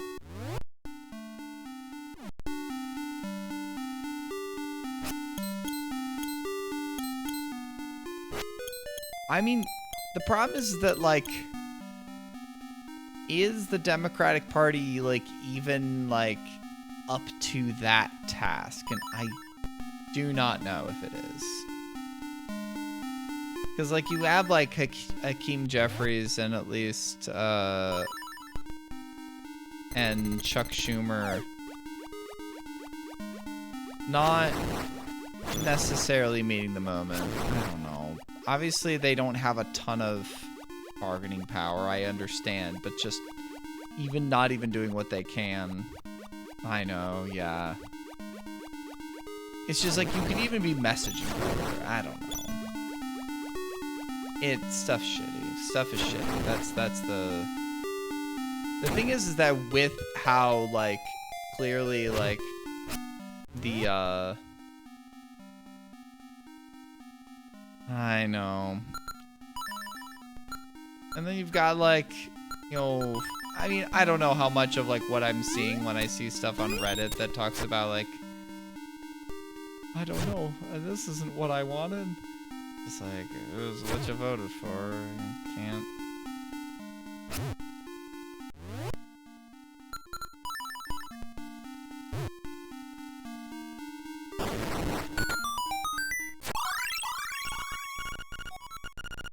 Yeah. As the way it goes. I hate it here.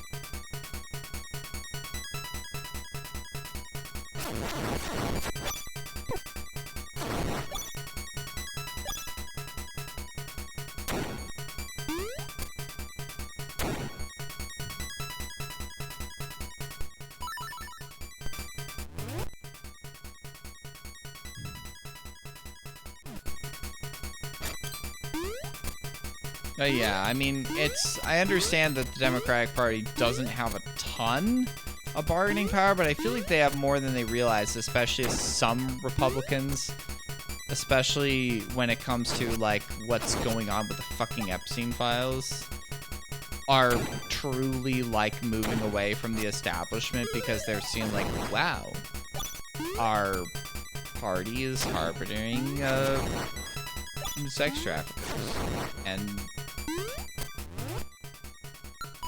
I don't know.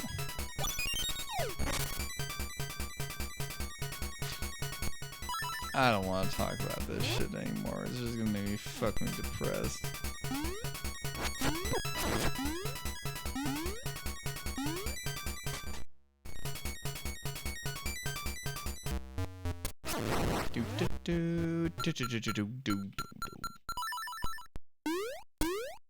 I gotta figure out where the fucking... I'm gonna eat beans.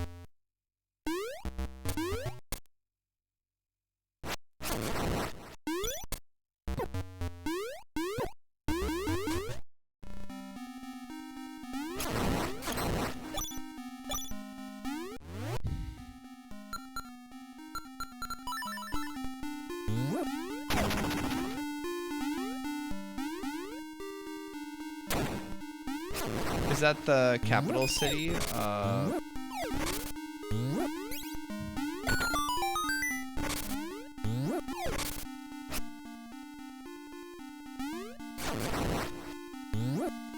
Oof. I do find that funny when like the biggest city in the country of Luxembourg is Luxembourg, and it's just like, okay, y'all couldn't have been any more creative with the name of your capital, I guess, or maybe it was the country was named after the city. I mean, I don't know. It's just no one asked what the capital of Djibouti is.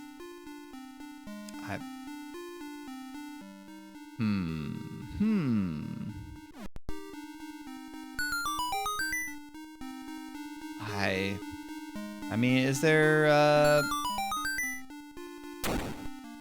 more going on there? I mean, I hopefully shit happens. I don't know what the fuck's gonna happen.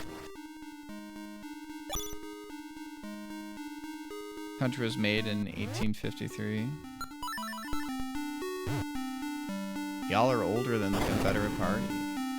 That's good. Confederacy is a bunch of bitch-ass bastards.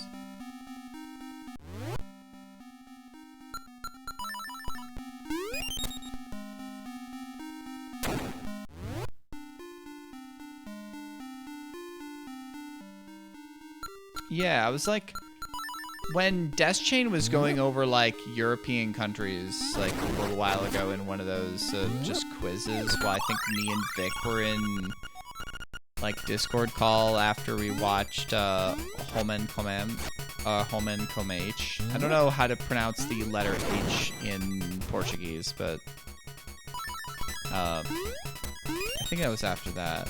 But I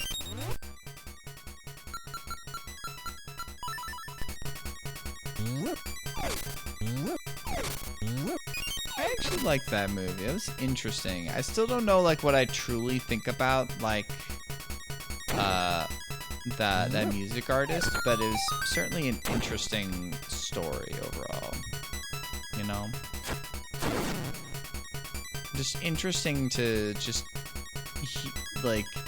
hear about that artist.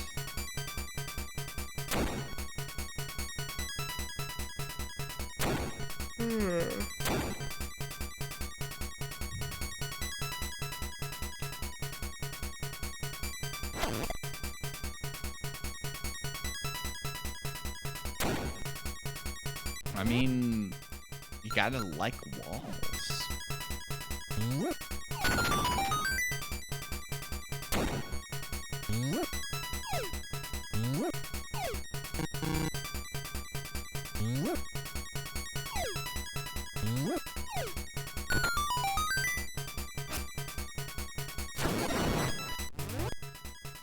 It was. I mean, obviously it's the subtitles that, you know, Goof could find, right?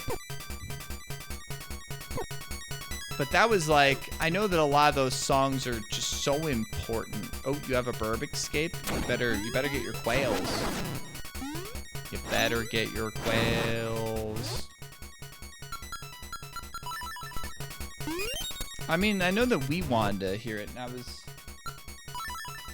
And Jean posting some of the lyrics. The problem is it's just like, it's a whole slew of lyrics. I can't read those in time with the music, especially like, I mean, I was glad that he at least pulled them up, right? But it was still just kind of like, man, I wish I had these like play in time. Yeah, I remember I was trying to search that, and then there was a Wikipedia link for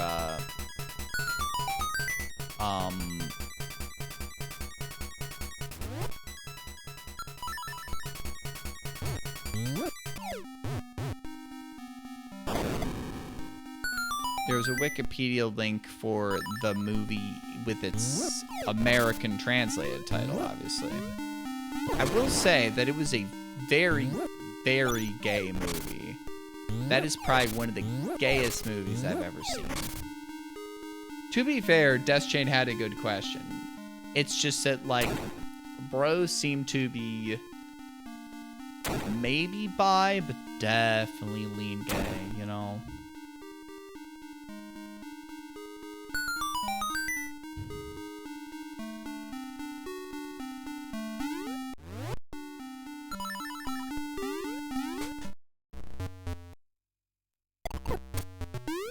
was just interesting as also is just like, it's hard for me to know, like, given that I don't know a ton of like queer history in America, right? I still consider myself, even though I've been like out as a queer person, at least in my friend group for at least a little bit.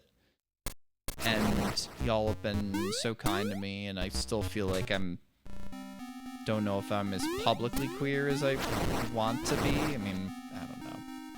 Well, we'll see.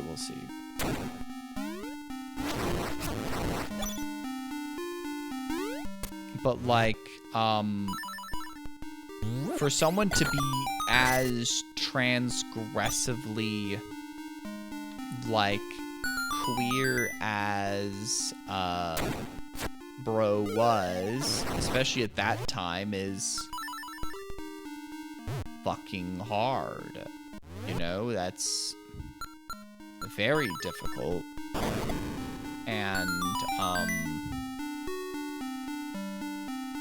boundary pushing, but like obviously there's always been underground subcultures that have been more like affirming to that, but like bring that out in public, obviously, as the censors were there and all that jazz, was certainly I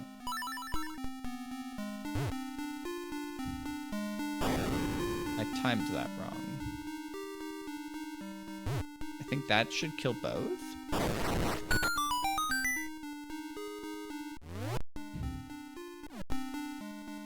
Okay, this doesn't have shit over here.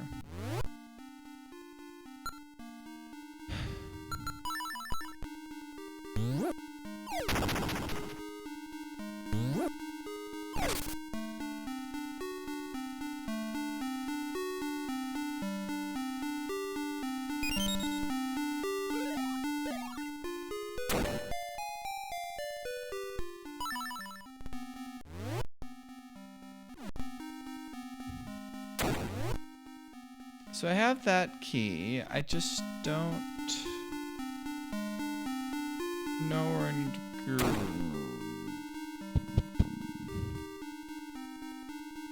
Do I need to go like over here again?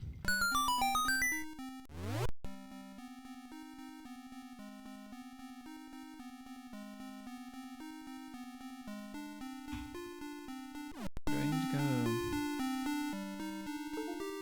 Oh. Okay, well that was...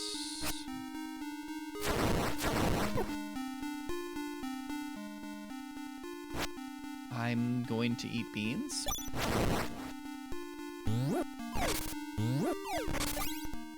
I don't know if like the controller is disconnecting slightly, if I need to just get a different USB to USB-C key. Not key.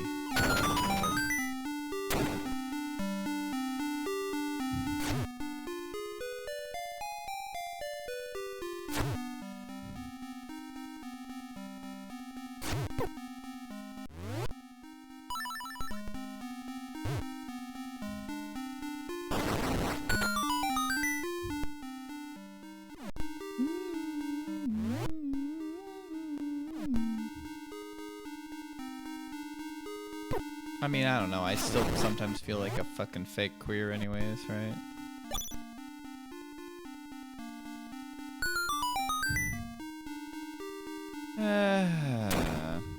Is what it is.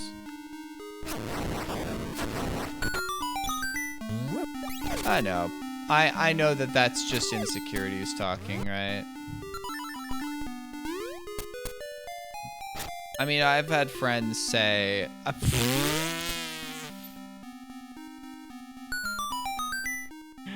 Oh, God damn, dog. Fuck.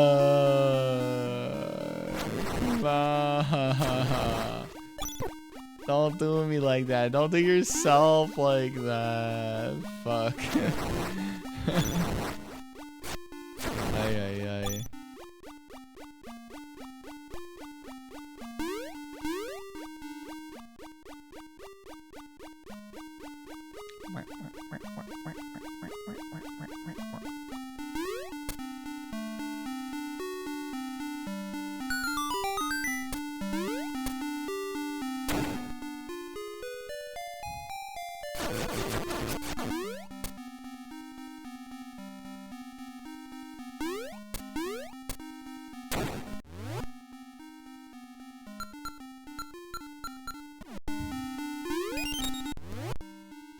It gave me 10.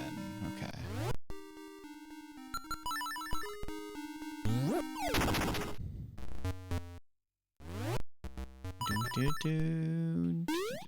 The problem is I probably have like passed up where I need to go like multiple times, or it's like back here in an area I haven't gone back to in a while.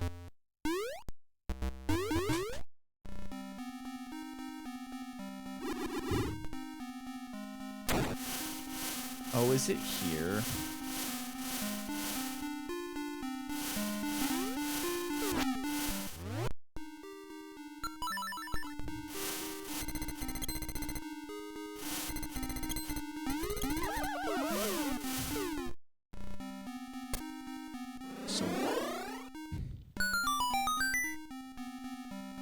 So before it was like...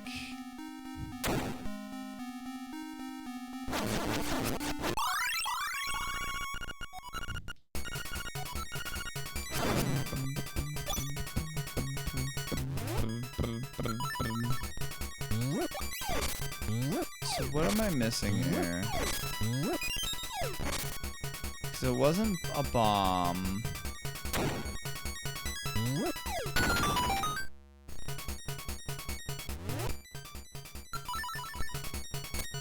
What do I need to do here?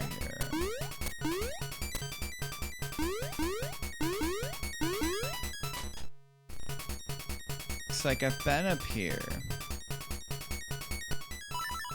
Not that button. This one. I feel like I need to go down here and I have something to do.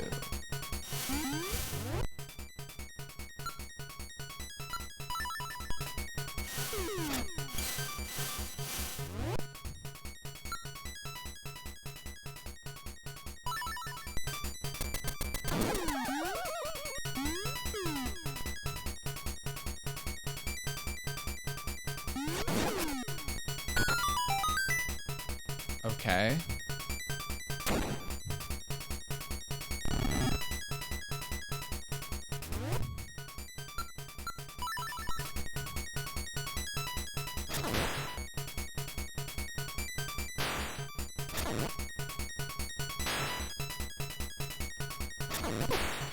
Eat my beans, why don't you?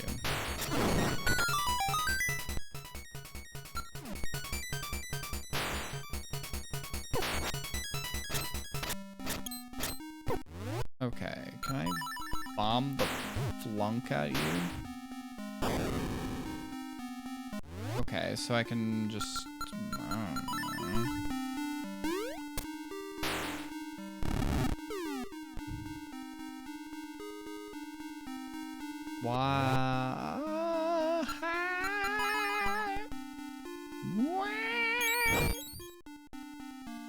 Why? Okay. Ah, I have healed.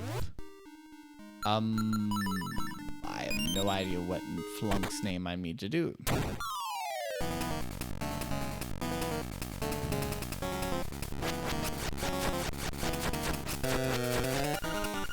Hey, dummy, need a hint? My weak point is, whoops, there I go, talking too much.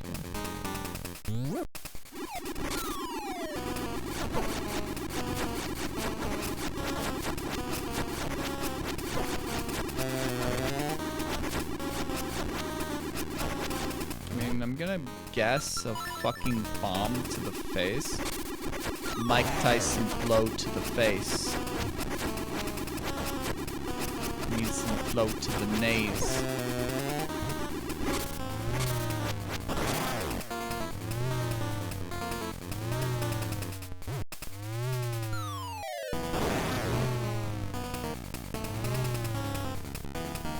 This screen is shaking.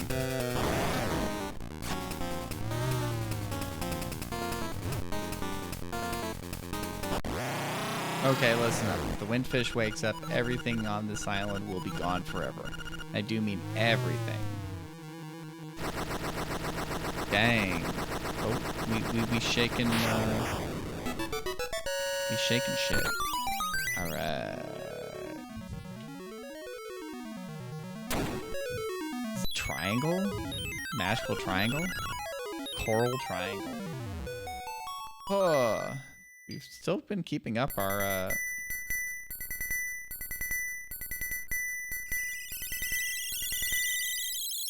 oh God, I just noticed on my desktop I have 9+ Discord messages.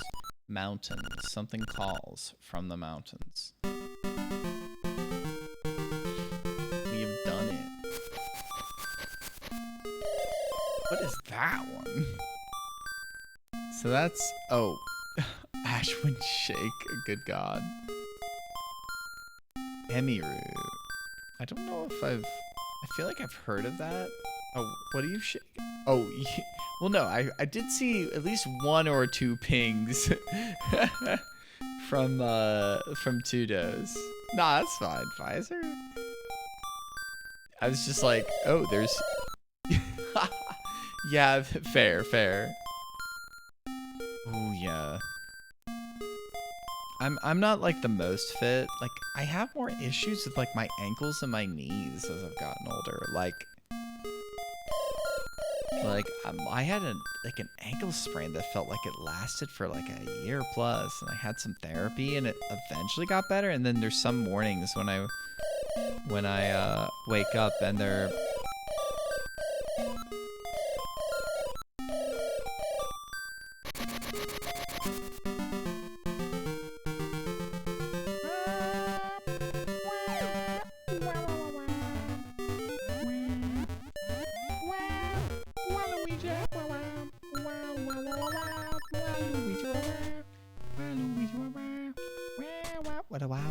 Luigi.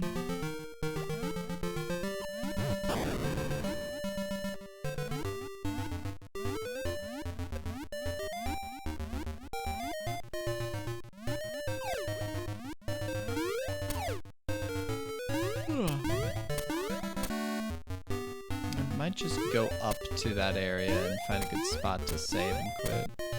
Because we got through 2 dungeons today. That's kind of the...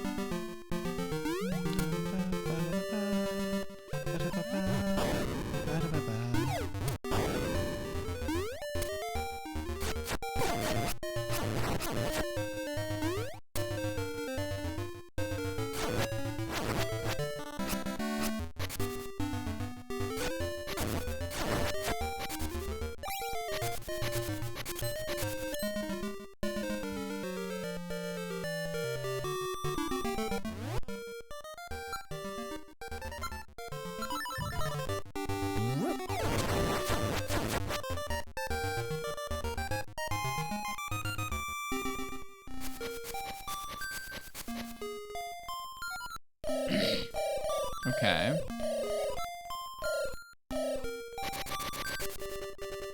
The windfish is getting restless.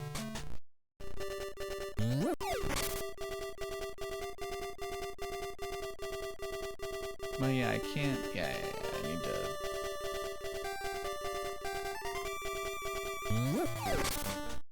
Ugh.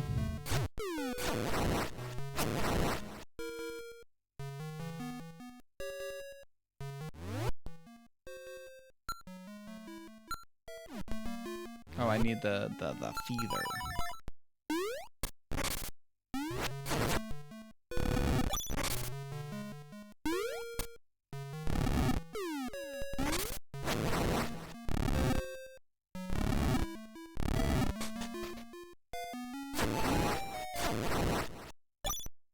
I don't want to pick that up. I don't know, that song gets like annoying after a while.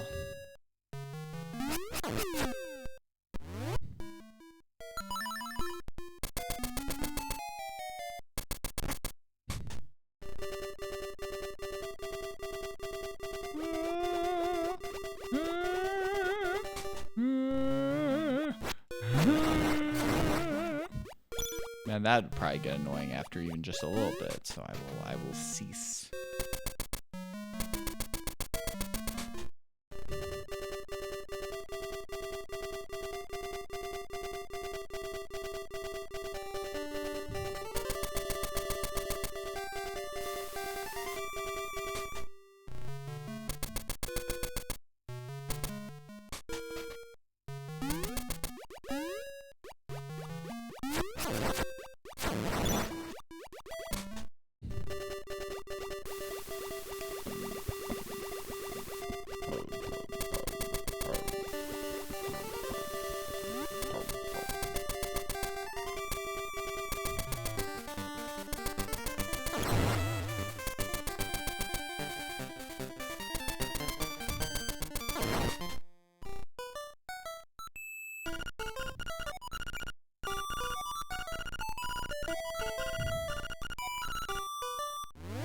Can I actually pick one of these fuckers up?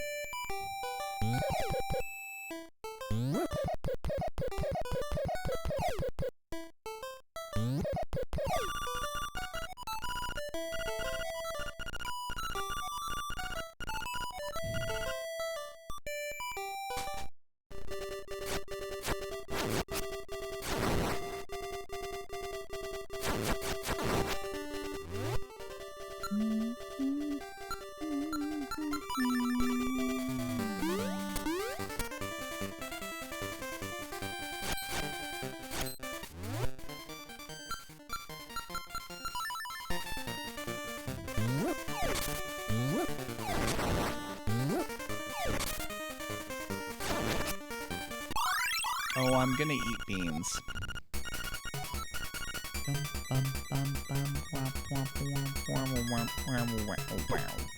I'm gonna eat the beans.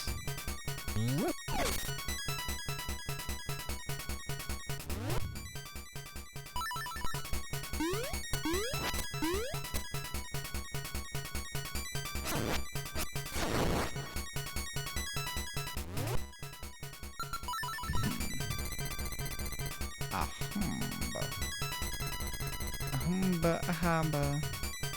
What up? Ahamba.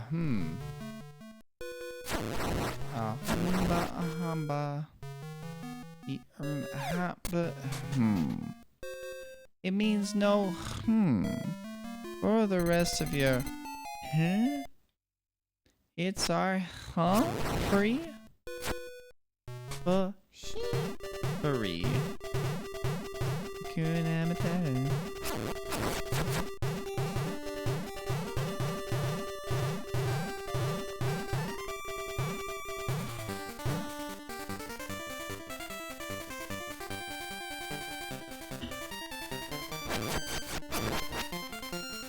No.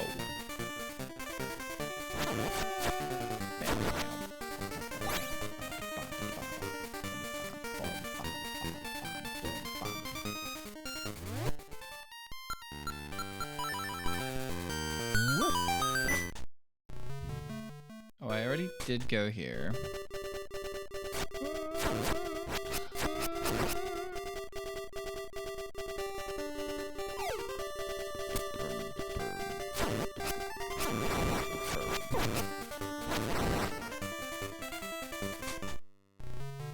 Is there actually a path up here now?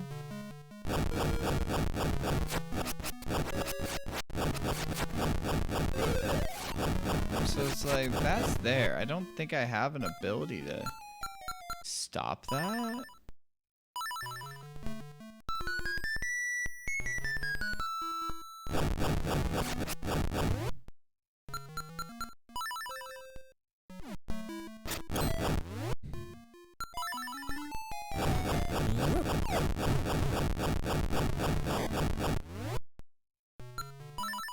No.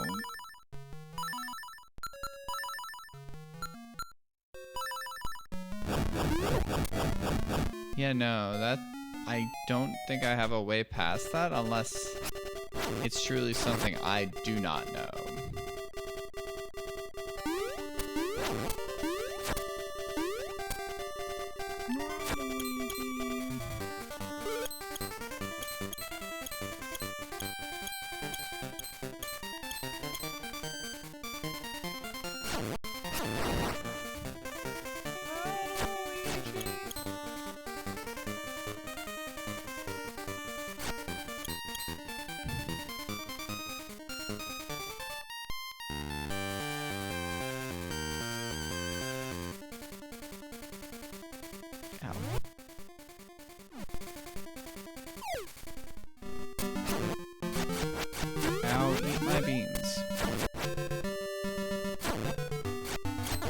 mean, I don't know if there's something else I need to do before I can get past there, right?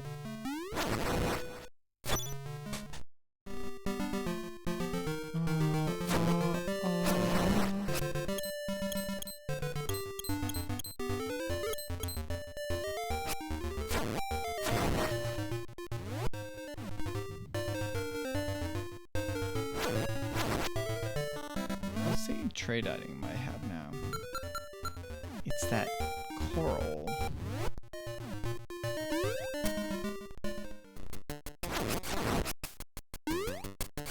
I'm gonna do like one more thing before I call it a night.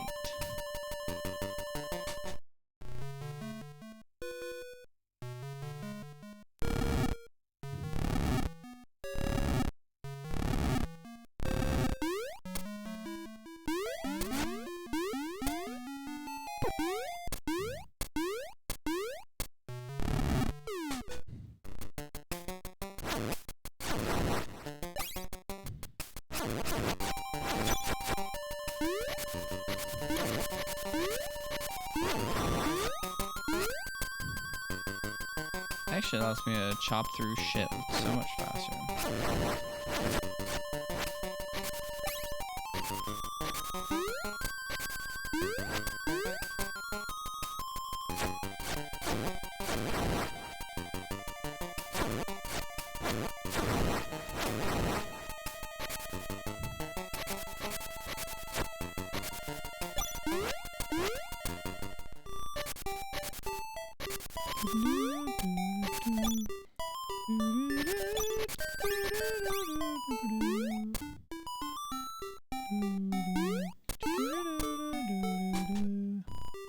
Wonder if this creature... Okay, so I guess that coral, that scale doesn't count.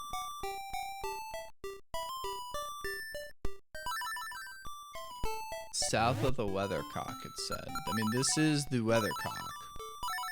The cock that shows the weather, you know.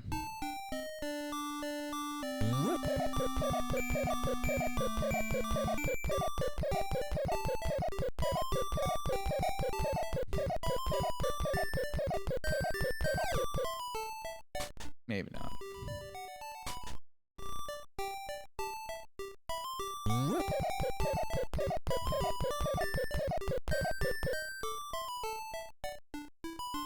What was that? Flying rooster of Mabe Village. In the good old days, it used to give us rides if we held it above our heads. Now it is lying under the weathercock.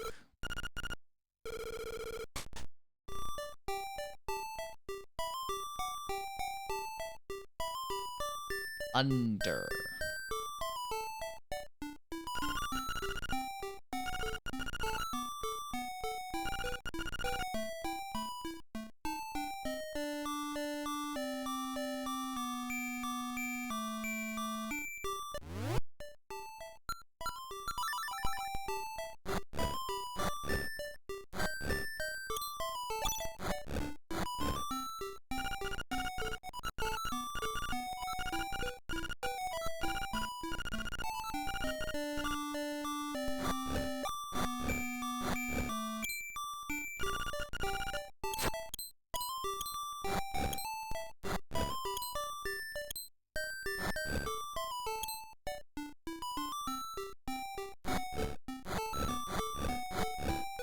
I mean, I don't know.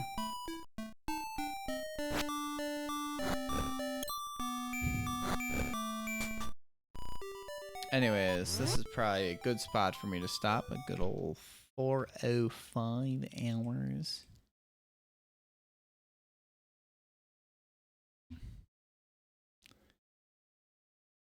Da da da da da da.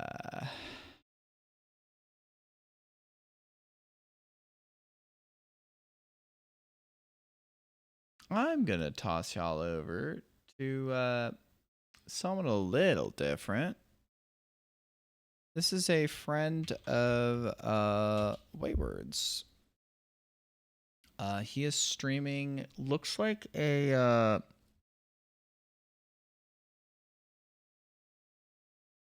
A Toho fan game. Looks like an RPG of some sort. Labyrinth of Toho Tribe, Dreamy Girls and Mysterious Orbs. Go and say hi. So if you like Toho, shit like that, looks like pretty good drawings. Thanks for watching, everybody. Next stream will likely be Sunday. Likely no time for stream on Saturday due to movie night and then going to a party that night. But yeah, thanks for hanging out. Y'all have a good night. I will catch you later with more Hades and more Link's Awakening next week. Take care, my friends, and have a good night. Bye.